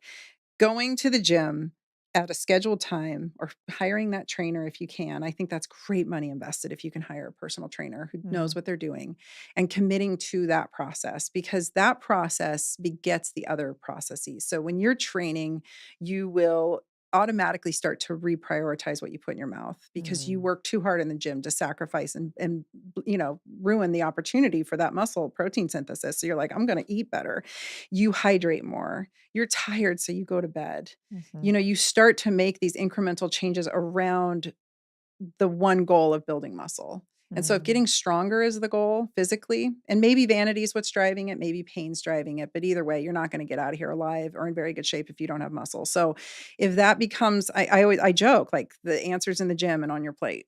Stage one, like that's it. My mom to this day, every time she asks, I have a friend who has this whatever condition. I'm like, Mom, what has my answer been for 20 years?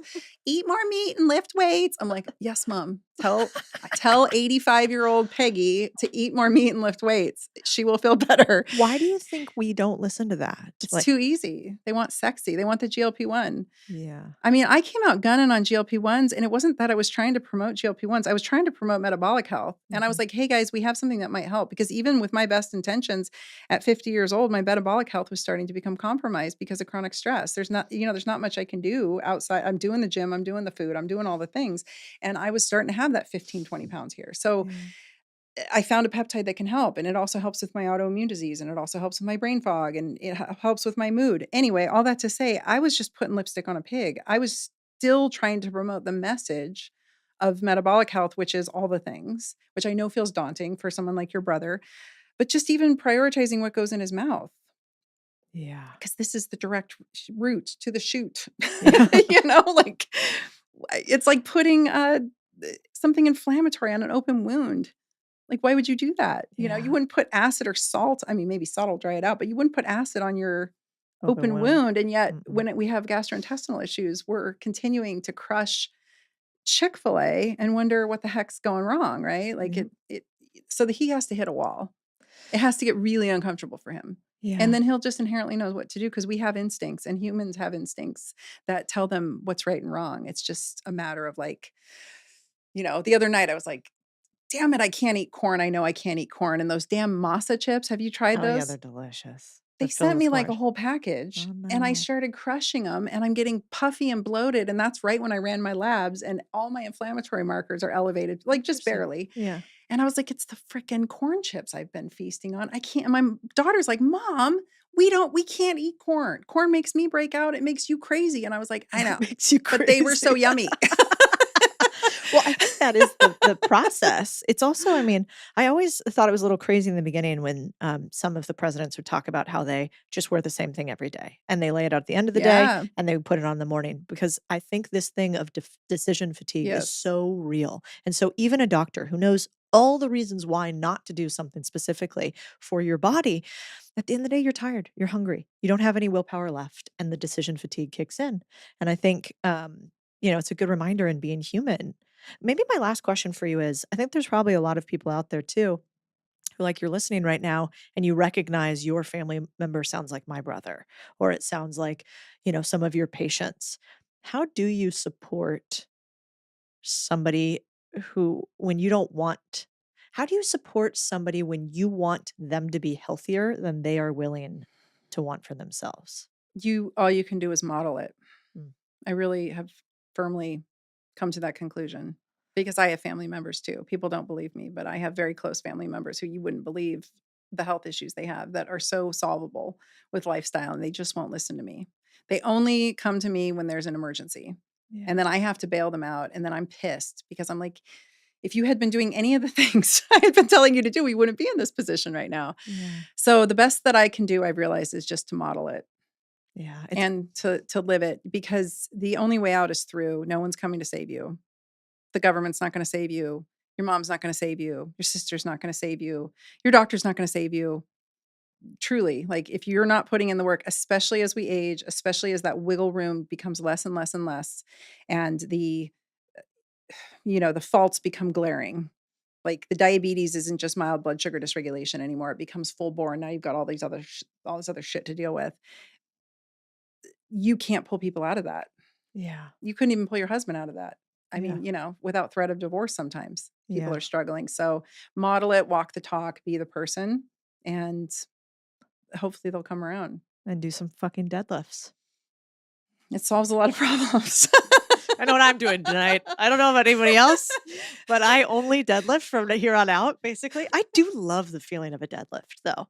Even like if I don't go that heavy and I Oh, do yeah. like handheld weights, little barbell deadlift. Oh, yeah. Like I'm into it. So I agree. Okay. The last thing I wanted to leave with here is, our audience has a ton of like high performers in it. So like people who just want their life to be better. They want to hit their peak performance. They're listening and wondering like, what's that like little extra that I should do too? We've talked about a lot of chronic disease, but where would you leave people with if they're already like, I'm doing pretty good. Like I'm crushing it over here. What studies have you seen or what information would you give to somebody who is out there like, I just want to be even better than I am today? The two biggest things because that's been predominantly my patient base. The two biggest things would be number one, keep an eye on your hormones and get them handled before you think you need to. And that is different for everyone. That might be in your 30s, that might be in your 40s, but find somebody who's hormone literate and get that handled before you think you need to, because when it creeps up onto you, it's pretty subtle until you fall off the cliff. And it could be something like COVID or a big stressor or something that throws you off the cliff. And so having that dialed in, I think, is the ticket. I've been on hormones since my 30s. And when people say, you look great, I'm like, I shouldn't look great. I mean, I shared with you how unhealthy I was when I was a teen, but I think the hormones since the 30s have been, little bits here and there. I love the peptides for that as well. So become peptide literate. Yeah. Educate yourself as best you can, because you're only going to get so far with any practitioner. So you need to have a basic handle on nutrition and fitness. Like that's a skill you need to learn, is how to navigate the gym. And then I think the last thing is really watching your stress, because stress will erode all your best efforts despite how much intention you're putting into all of the good things. Stress will destroy your metabolism. It will destroy your beauty. I don't drink. I drink very rarely now. And somebody asked me the other day, she said, why'd you quit drinking? I'm like, because it makes me ugly. So vanity has been vanity and pain. I live with a lot of chronic pain too. So I think it's just navigating your life, because what I see happen is these folks get to their mid to late 40s and then all of a sudden the wheels start falling off the car. And if they don't go into that with muscle and they don't go into that with some semblance of decent eating habits, it can happen very quickly. And so that's that miracle spot of like 45 to 50, do not fuck around. Start getting serious about, we got to let some things go. We got to reprioritize. But if you want good, I think, good erectile function is key. Good libido, good sleep habits. Those are markers for good health. If your sleep starts falling apart as a woman, if your libido completely bottoms out, something's wrong. Yeah. Go get yourself handled. Where are all the best places to follow Dr. Tina? So I have a podcast. I would love for you to come on. Love it. Actually. Love to. Yeah, I have a great podcast I love doing. I'm on Instagram. What is the podcast called? It's called The Dr. Tina Show. Very original. DRTYNA. If you go to my website, drtina.com, I've got a free 4-part video series all about GLP-1s done right, where I dive deep into each video and I give you the science on a whole different story you probably haven't heard, which I think everybody should listen to, because you will end up with someone you love on these peptides. So you might as well become literate on it. I have a bigger course if people are interested, especially healthcare practitioners. And then I think I'm mostly on Instagram. Yeah, I like your Instagram videos. I was just going through them yesterday. Thank you. Yeah, you know what? It's perfectly tailored, bite-sized pieces of information, exactly what you need, nothing that you don't. And for somebody like myself in health, that's what I can handle. That's my microdosing of, information for help. So thank you so much for being here today. Yeah, thank you for having me. So fun. So now you can read your letter to your young self. It's funny. I was thinking about this the other day. Okay. Dear Tina, I'm going to cry. Does everyone cry when they do this? I cried when I did it. Don't stress so much. Don't starve yourself so much of like everything. Do find the gym and learn to use it as therapy. Do seek joy as often as possible. Life is short. YOLO. Love, Tina. Oh, I love it. I like her too. Thank you so much. We're going to do something cool with this for you too. Okay. Now you made me cry. No, well, thank you for sharing. Again, it's a reminder, like, man, we got to have so much love for those younger versions of us, and we don't do it enough. Oh, I just turned 51 and I was like, I have been grinding for so long. I have not had nearly the amount of fun that I should have had. Like I don't have as many years in front of me as I have behind me, maybe. And I need to have some fun. Like there was just stress and work and grind and stress and work. And I was like, that's not going to get me anywhere. No. It's done. Like I have to actually learn to shut off and enjoy what I built. Yeah. Well, that sounds like that's the next evolution. Yeah. So next time you come back on the podcast, I'm going to have to bother you about what fun you've had. And hold me tell your accountable. husband, I'm going to hold him accountable too. Yes. Dr. Tina, thank you so much. Thanks so much for having me. If you liked this podcast today, do me a favor, like and subscribe. It turns out that even though some of you come back and listen every single week, more than 60% of you aren't subscribed, which means that we don't get to be best buds on the internet, learning more from one another about the things that you care about every single day. So I would love for you to be along on our ride, like and subscribe for the channel. That is how we continue to get bigger and better guests for you. Also, leave me a comment about who you want to have on here next. I read every single one of them. Until next week, guys. I sniff out competence like a German shepherd on a cocaine trail at the airport. Today, we're talking about hiring people to help do the work for you. That's the power of a good operator. You do what you promise, they do what they promise, and the checks get deposited while you're living life. Now, before you get all excited with dreams of other people doing your work, let's talk about the tale of two operators. It turns out you should always use the word family really carefully. We realize, holy hell, we've actually been taken for a ride. I think you are out of your mind if you have a business that's doing over $1 million in revenue and you don't have specialized recruiters.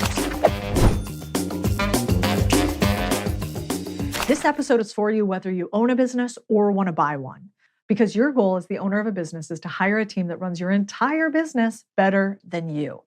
So if you're going to buy a business, I'm going to teach you how to find that operator and hire them. If you already run a business, I'm going to teach you how to think through making sure your operator is the right one so you can own the business, not be owned by it. So In business, unlike sports, we don't fall to the levels we practice. We fall to the level of those we hire. This is the secret rule of ownership, and it's really hard. Here, the captain and all-star of your team is your operator, the one who runs the plays day to day while you fund it and find your next deal, or while you are working on the business, not in the business. Now, before you get all excited with dreams of other people doing your work and growing your bank account poolside, let's talk about the tale of two operators. Tale one, the dark side. This is actually a true story. The keys to the business, they're mine. I just bought a 12-year-old business that would profit each of us a few $100,000s a year, or so I thought. My operator found me the business, promised to run it as well. Perfect, right? Months pass and the business is growing slightly slower than we thought, but that happens. We've asked for a few updates. We've had a slight push and pull on the business, but we give the operator a lot of rope. We trust him. It's his first business takeover with me, but you guys, I love the guy. I mean, he's basically family. We're best buds. I think I know all about him. I think we're totally aligned on my best interests. Then one night on our annual family summer vacation, I get a weird email from my accountant. Turns out our operator was on vacation too. And the accountant started running the numbers in his stead. My other guy's gone. Small problem.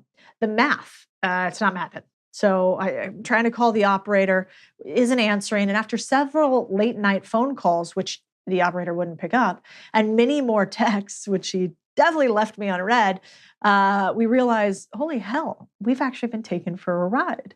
Our little business was living on fumes, likely funding our operator's European vacation from the profits of a business that are apparently far from profitable. So after many sleepless nights, months of work, lost friendships, we finally get the business back from him and we turn it around. We didn't turn around totally. It wasn't a success like I wanted to. And it turns out you should always use the word family really carefully. Now, tale two is the bright side. What does a good operator look like? Well, you have conversations like this. So I call my operator, changed his name here so that he doesn't get embarrassed. I say, what is this deposit for? $14,850. I ask while checking one of our bank accounts. Oh, that's a Portco payout. Name change, just send it through, he replies. Mailbox money. It is possible. You see, the guy who runs one of our portfolio companies, he works harder than we do, treats the business like it's his, does what he says he's going to do, is better actually at running this business than we are, and he has fully aligned incentives, which means that he makes money when I make money, and he doesn't make money when I don't make money. That's the power of a good operator. You do what you promise, they do what they promise, and the checks get deposited while you're living life. Is it always perfect? Sadly, no. Does he make mistakes? Yeah, I think he'd be the first to admit that. But once you have worked with pros, you'll never allow for another amateur. So at this stage of the game, the most common question I get from new owners, maybe like you, is this. After I buy the business or after I build up the business, how do I manage the damn thing? And if this is how you're feeling, don't stress. Most new owners don't know how to run a business that they've acquired. Most owners who run a business don't know how to have an operator. And they can't fathom how entrepreneurs like myself oversee anywhere from 10 to 30 businesses at a time. Now, the truth is, you guys, scale is really hard. So please don't buy 3 businesses simultaneously. But we all start off as beginners, and this game is one that can be an oddly fun mixture of bull riding meets tequila shot drinking, I guess. Because once you get to a certain level, I have a lot of businesses, you can see them all on Main Street Holding Company. I think there's 22 listed on there, and I only run really one. So many want you to believe that business ownership and operations is really difficult. You, the average person, can never do it. How dare I, Cody, simplify, and how dare you try? And my response to them is always, okay, if it's so hard being an owner, why don't you go back to being an employee? At which point they will chuckle and say, well, yes, I guess it is better than that, but I'm different. I'm something special. Now, the key to running a bunch of businesses and not driving yourself crazy is an operator. Do you actually need one? Short answer, no. I've bought many businesses to replace a job and then ran it myself to start. Long answer, I think it's way more fun than doing it all yourself. So consider my own experience with a laundromat. This might shock you, but I do not, in fact, know how to fix a washing machine. My husband doesn't even allow me to wash our own clothes for fear of my ineptitude with our residential machine. So you can only imagine the first day I walked in as the owner, I would have rather swam with sharks than be tasked with laundry operations, like mixing soap for large wash bashes, opening coin collectors. I had no idea what I was doing, you guys. Even operating this simple, boring business required skills and knowledge I didn't have. I would have been an embarrassment if that was required. Thankfully, I had a guy. My guy brought the expertise needed to keep the business running smoothly. His role was essential. He was my operator. So this brings us to the crux of the owner-operator relationship. Owning a business where your daily involvement is minimal can feel strange. You might wonder if you're even necessary to the whole operation. Before you ask, the answer is yes. Your operator often relies on you as much as you depend on them. Symbiotic relationship. Your investment, their expertise. Together, that's how you have success for both parties. The most effective way you learn is by modeling, right? You want to ride a bike? You watch somebody ride a bike. You want to chop food fast with knives, you line up those carrots and you chop them, and you do it again and again until you get it right yourself. This is how we teach people how to do acquisitions. This isn't curriculum or online courses. We model for you exactly how acquisitions are done every single week in our deal reviews live until you trial with your deals. If you are thinking about buying a business, we have facilitators, experts, and ambassadors that are doing deals, and they'll show you live what it takes to get it done. This isn't easy if you do it by yourself.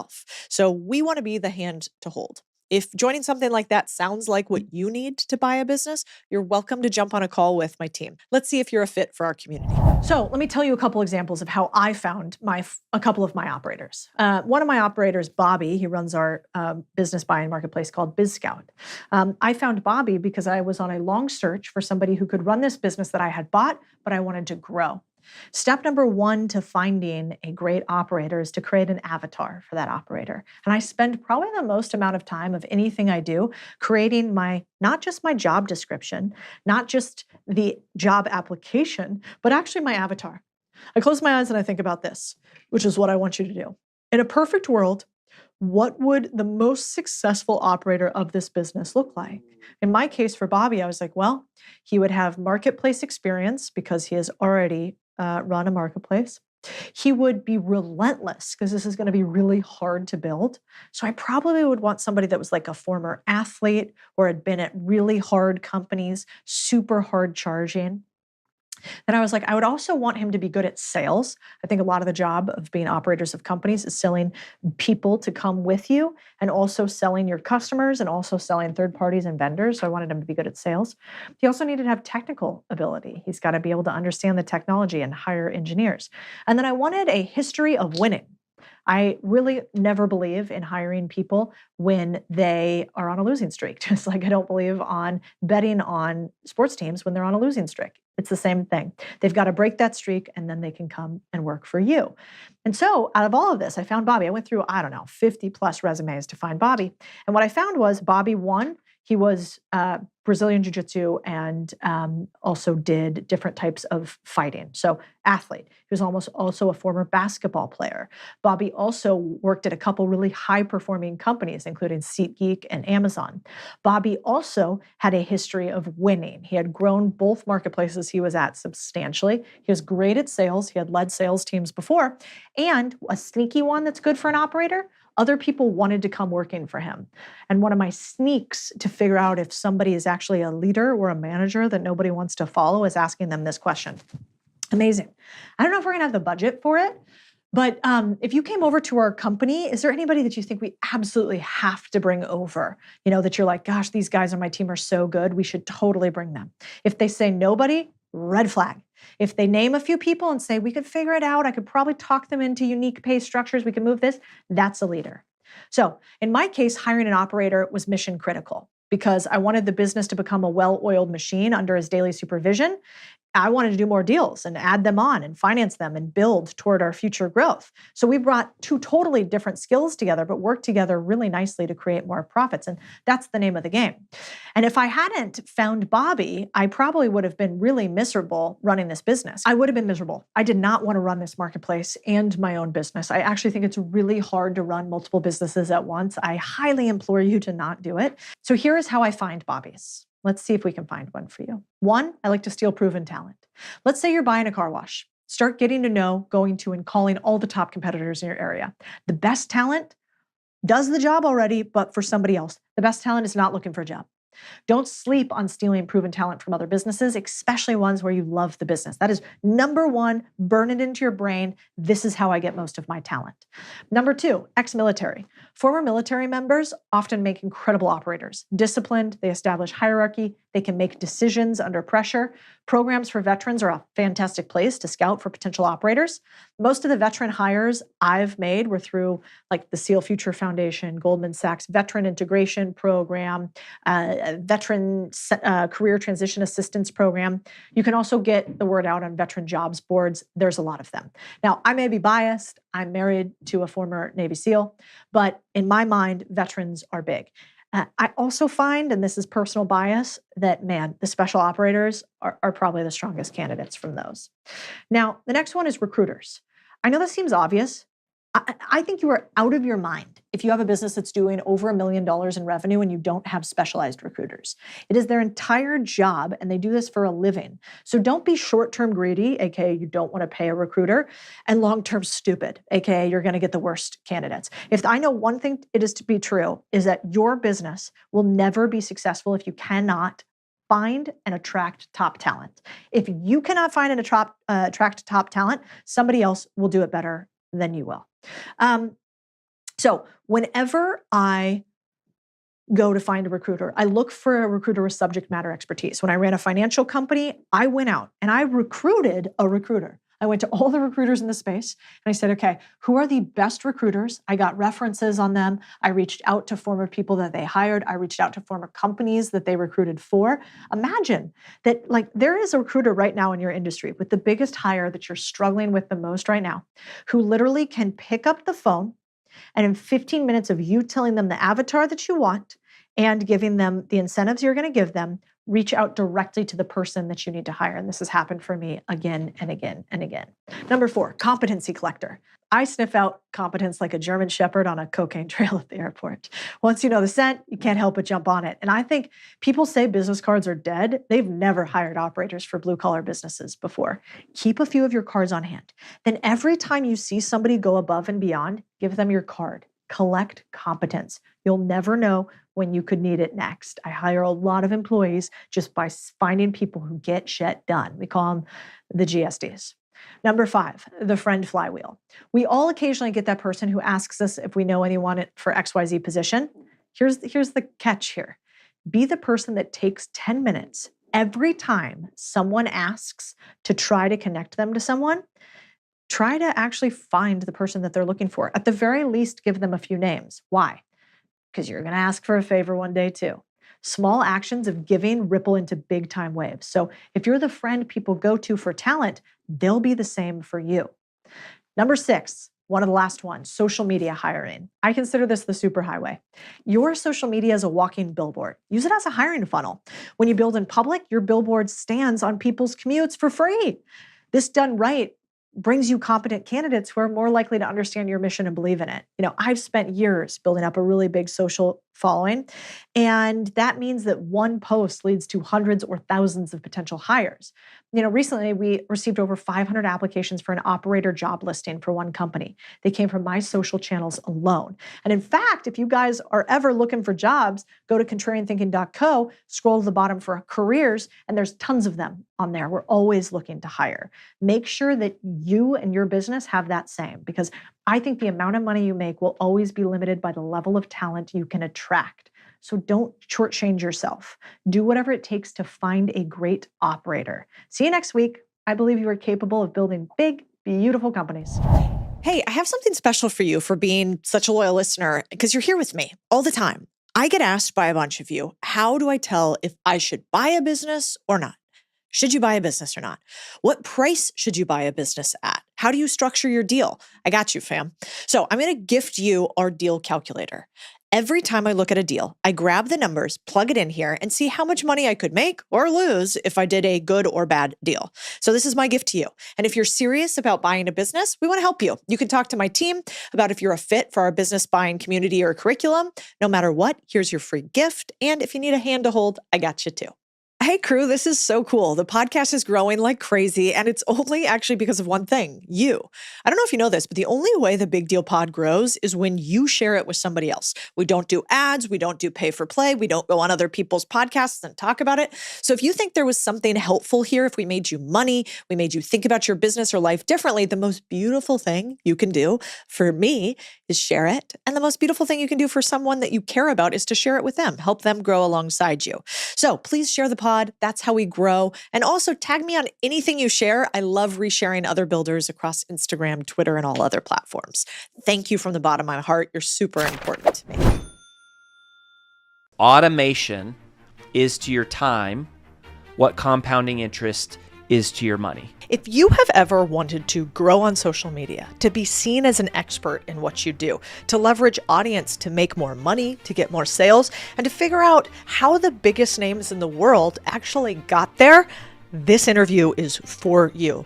This is an interview with Rory Vaden, who is a multiple times New York Times best-selling author himself. And he has created what I would say is the formula for growing online, growing audience, and then figuring out how do you make more money in your business and your life once you become an expert. When you have a genuine passion for helping other people, and if you can obsess about it, the way that Dave's obsessed about getting people out of debt, the way that Lewis obsesses about helping people overcome self-doubt, your world starts to change, and you start to change the world of the people around you. You have a lot of systems and ideas for how you get people to think in frameworks. Think about it like a rocket. Your personal brand should be the sort of side boosters that you use to get the business off the ground. But then once you get it launched out into space, then your personal brand falls off and the business can just sort of follow a trajectory and live on without you. Interesting. The best form of marketing in the world is a... This is the Big Deal Podcast, and I'm Codie Sanchez. This interview is really interesting. It's hyper tactical. If you don't want to learn about how to make more money online, and you don't want to learn about how to grow online, you're going to hate this interview. But if you do like that, I would sit down, grab a pen, listen up, maybe listen to it twice, because this man has not only done this for himself, but for many, many others. Without further ado, I want to bring you my dear friend Rory, and I want to get into it. So when I was thinking about writing my book, and then I was thinking about marketing my book, there was sort of one human I called all the time, which was you. And we talked about, man, how do I get on the right stages? How do I make this go really viral? Who are the people that are behind sort of the biggest names in the world? And your name obviously came up, and we've shared many a stage now across the country. But, today I thought we could start. By the way, that book went New York Times bestseller, baby. Didn't it? It sure did. And you said we were going to, too. I was like, I don't know. Is it? It was awesome. I'm proud of you, dude. Well, thanks. You helped a lot. We, many a late night text, and we were joking, but I hate voice notes. You love voice notes. So I had to outlaw them. We had conflict. I know, exactly. Except they were so good that I had to listen to them, which was so annoying for me, too. And then I learned a lot because you were like, "Hey, I need you to communicate with me in writing." And I was like, "Okay, that's good. I will write it. I will write it out for you." Codie is honest. Codie is too honest. But where I thought we could start for people today was, I believe that the internet and attention is the most powerful weapon that you have today in the 21st century. And if you have money, you can buy attention. But if you don't have money, you can't buy attention. And so for people today, I was kind of thinking, if we could break this down from, let's say right now, you have no audience, no followers, where would you start? Yeah. I mean, you have to start by changing how you think about online. I mean, I think when we talk about personal branding, people, their mind goes crazy to like TikTok and algorithms and brand guidelines and colors and logos and fonts. The way that we define it is that personal branding is simply the digitization of your reputation. So what I would want, if you're just starting out, what I would say is, remember that this is reputation. It is as old as time.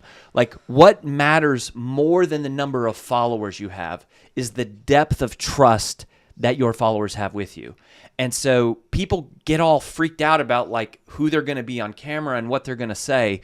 And it's like, be who you are in real life. Be someone that is an expert. Be someone who adds value to people, be someone who adds value to people's lives and build trust first and foremost. Love it. So if we were going to get super tactical. Yeah. So first we got to start out with, getting an online following is really just reputation increase, right? But if somebody came to me and they were like, I want to grow my personal brand fast and I want to follow your system, Rory, what would be the first couple of steps that you would tell them? Do you have like a steps 1 through 10? Sure. Here's what I would say. Don't start with why, start with who. So I love Simon Sinek, but when you're building a personal brand, what matters most is being clear on who you're talking to. Once you're clear on who you're talking to, every other downstream decision becomes clear. What are their problems? What content will attract them? What can I sell to them? How much can they afford? What do they need? Where are they? How do I reach them? If you are unclear on your who, every other decision becomes fuzzy. Like, what do I say? What do they want to hear? What topics? If you have diluted focus, you get diluted results. So you have to get crystal clear on who you're talking to. Now, the shortcut on this to figure out who is your who, what we realized is that for all of us, you are most powerfully positioned to serve the person you once were. You are most powerfully positioned to serve the person you once were. That's the fastest path to get clear on your who. And once you nail that, now all of a sudden I go, I can serve that person in the deepest way. And now all of a sudden you have a chance to make content that breaks through the noise. So that's the first place. You start with who. That's so true, which is basically just like in business, you build an avatar. You build your digital avatar who's going to be the person you sell things to. And if you're selling attention, it's the same exact thing, right? Absolutely. And the biggest problem I think most founders have is they think, oh, it's my product. I need to sell this coffee. The coffee's not selling because the coffee's not perfect enough. But often your problem is actually you don't know who you're selling to, and so you never can. Yeah, absolutely. Okay. And look what you're doing. I mean, you are serving the person you once were. You're teaching people how to do all of the things. Same with us, right? What are we doing? We're helping experts, entrepreneurs, speakers, authors, coaches, whatever, because we've been in this space our entire career. That's the shortcut. Let me guess. You've got one tool for email, one for SMS, and another for forms, maybe a separate dashboard for analytics, and somehow you're still not sure if anything's working. That's, I think, the reality for most e-commerce brands. Bloated tech stacks that eat time, wreck your margins, and require a full-time ops person just to function. OmniSend changes that. It's a single platform where email, SMS, sign-up forms, automations, segmentations, and analytics all live in one clean dashboard. You get powerful tools without the learning curve or the price creep. You can launch campaigns in minutes, not hours, and you can buy customer journeys that trigger automatically based on behavior. And the data, it tells you what's working, what's not, and where to double down. Whether you're running lean or managing a growing team, OmniSend makes your marketing operate like a real system, not a to-do list. So if your stack feels like duct tape and prayer, it's time to upgrade. OmniSend was built for brands that are serious about scale. So after you figured out your who, what is next if you want to grow online? Be able to answer this one question in one word. What problem do you solve for that person? If you look at some of the biggest personal brands in the world, I think of like Brené Brown. Brené Brown owns the topic of shame. She has studied shame for decades, and she became one of the world's leading thinkers, one of the most influential people in the world because she owns that topic. You look at Dave Ramsey. Dave Ramsey owns the topic of debt. Like, he owns that. He owns that word. This is part of how I broke through the wall. Originally in our first company, all I did was study procrastination, was the psychology of getting people to do things they didn't want to do, right? My first book was Take the Stairs, and it was just a metaphor for how to get yourself to do the stuff you hate doing. Brand Builders Group now, the word that we solve is obscurity. All we do is help people become more wealthy and well-known. So most personal brands cannot speak with a level of clarity about what is the problem they solve for people. And in order for people to pay attention, I have to be able to solve a problem for them, or I at least have to be useful for them. So I would try to narrow that down to one word. And then I would also make a list of maybe 52 questions that your prospect has about the problem that you solve for them. And I would start systematically addressing them. And I'm just trying to go, how can I be so useful that they can't ignore me? How can I be so valuable that they have to pay attention?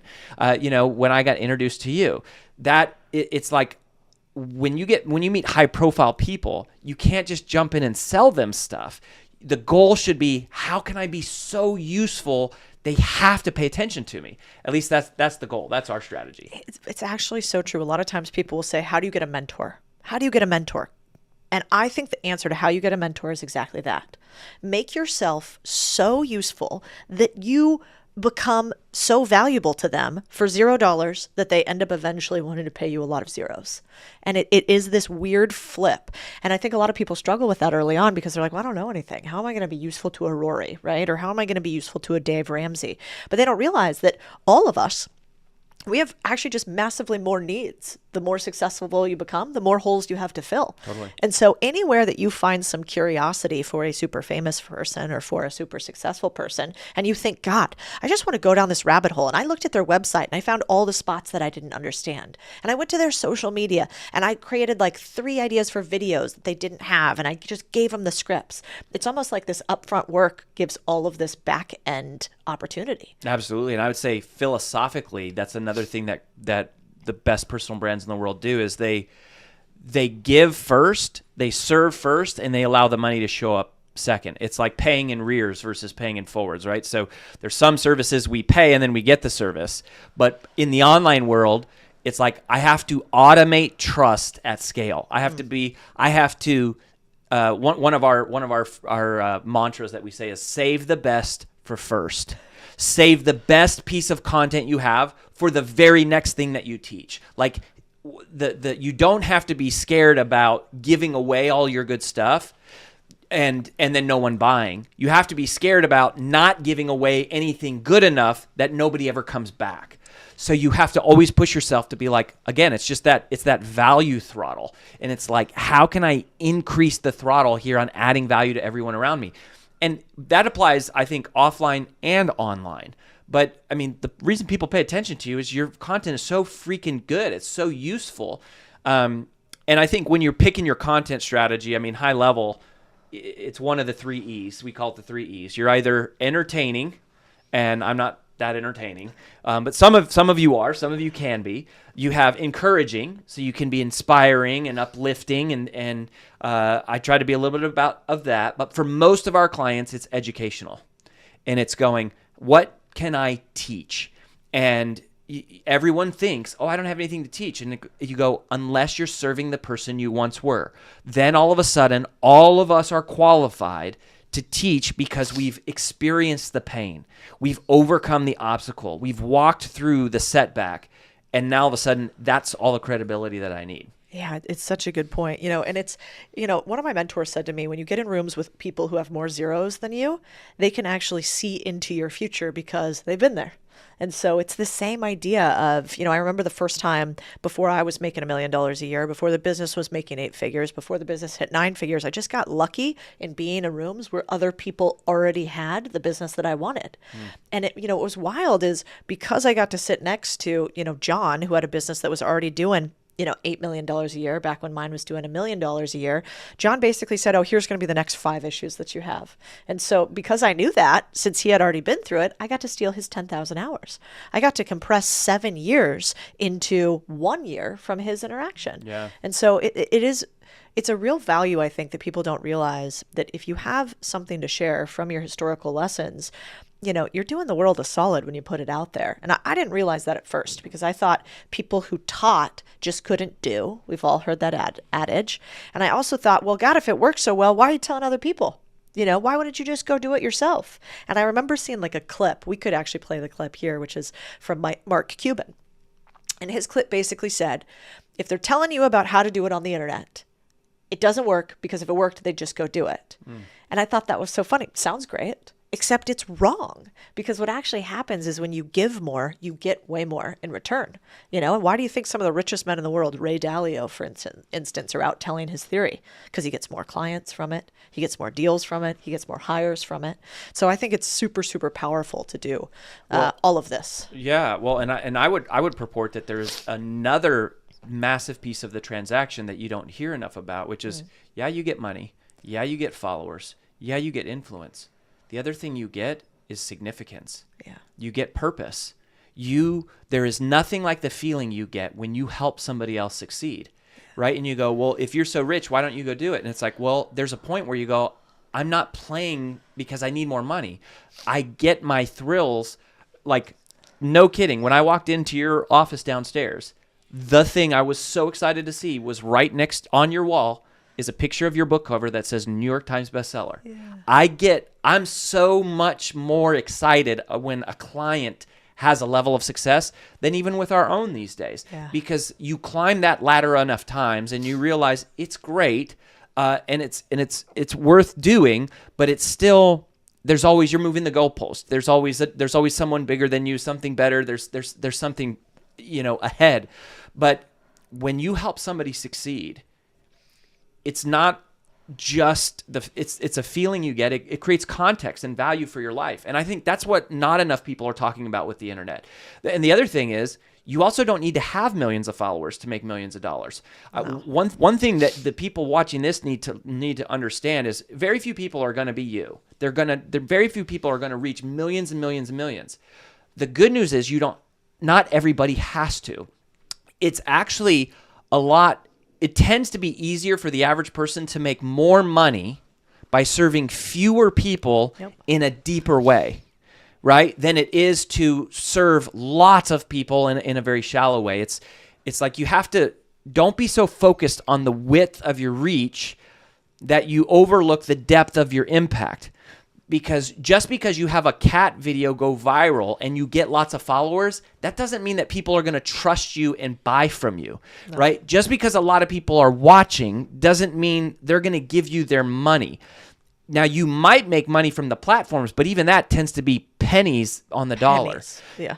If I can serve a really small audience in a deep way, if I can be their favorite, if I can be their most trusted, if I can be the person that they look forward to consuming their post, that they don't just look in their feed, that they search my name, then I go, that person is likely to hire me. And not just buy a $20 book, but someone who might spend a few thousand to tens of thousands of dollars in a program. For most people watching, that's the actual path to get rich. It's to serve a smaller audience in a deeper way. At least I think that's the more scalable way to do this. Give some examples of that, because I totally agree with you. And I think actually there's a lot of downsides to super big reach, which is you have to almost water down your message slightly to go so wide. And it has a direct anti-correlation to conversion, aka getting people to buy things from you.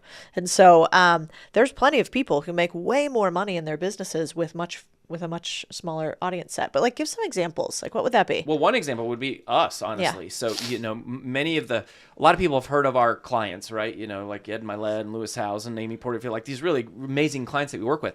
A lot of them have millions of followers. Yeah. We do not. Yeah. Right? But we're generating multi-8 figures, and you're going, how? We only have 1,000 customers. And it's actually because of a technique that we call fractal math. No. Okay, we need to talk about this. Okay, so for those of you that aren't numbers people, just stick with me for a second. I'll keep it simple. Fractal math is a strategy that we teach that says 10% of your customers will invest at a level 10 times more than they just did if you give them more intimacy. Yep. So let's say you have 1,000 customers and a $30 product. Okay, that's $30,000 in revenue. If you said, how can we double our business? Most people would think, go get another 1,000 customers. And that's not wrong, but that is the most expensive way to double a business, because the most expensive customer is a new customer. Yeah. So it's not that you shouldn't do that, or that you can't do that, or that it doesn't work. It does work, but there's another way to do it. The other way to do it is to use fractal math. So if you had 1,000 people give you $30, fractal math says that 10% of those, which would be 100, will give you $300 if you give them a level up in intimacy. And then 10% of which is, by the way, that's another 30,000. Yep. And then 10% of those, which would be 10, would give you $3,000. And 10% of those, which would be 1, would give you $30,000. Here, you've quadrupled the revenue without a single dollar in customer acquisition cost. That's what I mean by going deep. It's by serving a smaller audience in a deeper way. And again, there's nothing wrong with wanting to serve millions of people.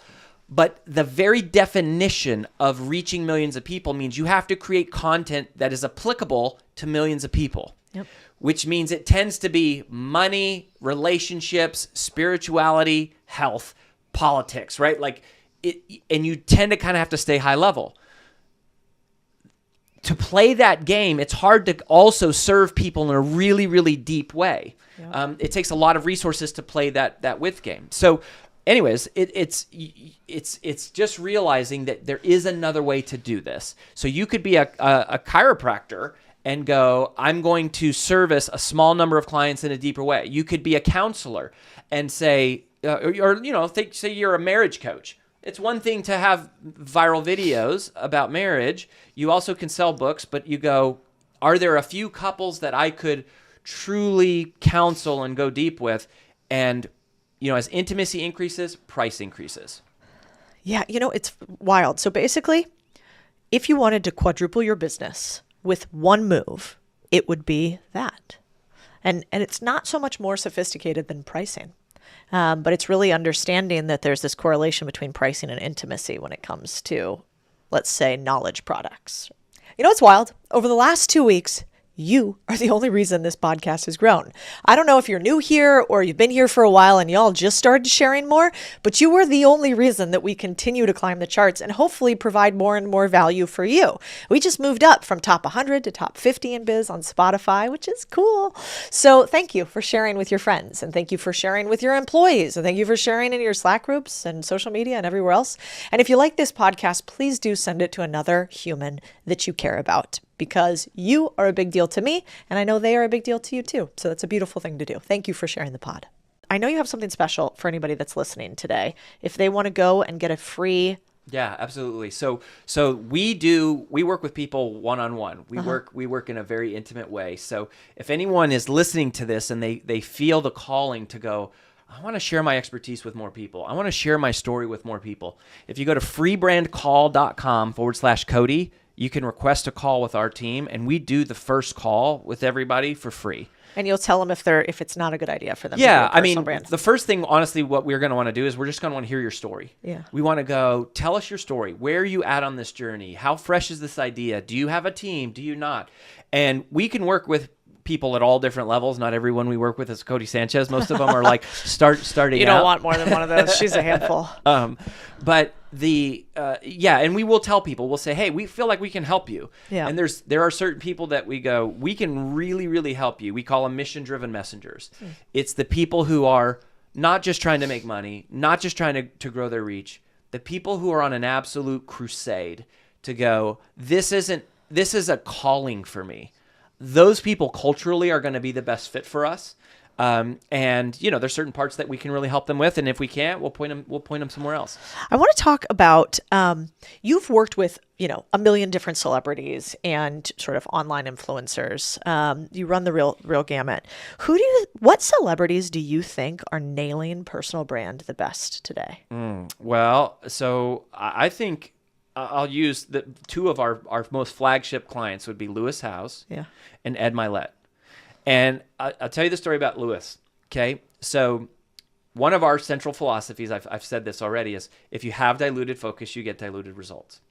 When we first started working with Lewis in 2018, we took him through an exercise that we call the revenue streams assessment.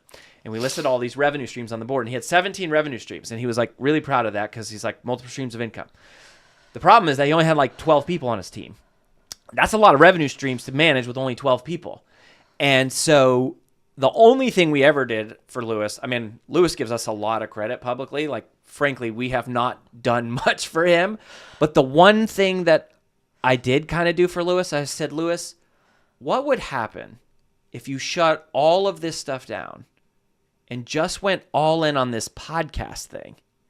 Because for him at the time, he had about 30 million downloads, and it took about 8 years to get there. Wow.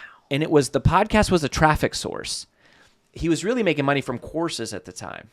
But the reason I mention him, Cody, is because he had a mastermind that was generating multi-seven figures in revenue. And in one conversation, he told me, he said, look, my real vision is I want to impact 100 million people every week. And I said, well, if that's true, and this focus thing is true, what if you went all in on that? And he, out of one conversation, walked up and shut down a $2 million revenue stream in one conversation. And he went all in on the podcast. And what happened was he went from 30 million downloads in the next 2 years to 500 million downloads. That is a decision about purpose. That is a decision to stay true to what the vision is. To say, I care more about making a difference than I do about making a dollar. Now, they're not mutually exclusive. Lewis has made plenty of money, but he did make a short-term financial sacrifice to go all in on the vision. That is, I think, an epic story that is not something that data could really tell you to do. It was an instinctual decision. So I love that. The other person that I'll use Ed Milet. I've gotten a chance to know with Ed. We got to work with him a little bit over the years. Ed Milet does not need any more freaking money. No, he doesn't. I've been to his house, one of them. Yeah, and they're very, very large. They're very large and lavish and amazing. Why is Ed Milet speaking on stages? He doesn't need the money. He's doing it because he actually gives a crap about helping people. And this is what I believe is the future of the online influencer. It's not just so much, what's the algorithm? How do I test the thumbnails? How do I split? Those are tactics that are important. They're like fundamentals of the business. But in a world of AI that solves those problems, that can generate thumbnails and can split test things and can optimize ad spends and landing page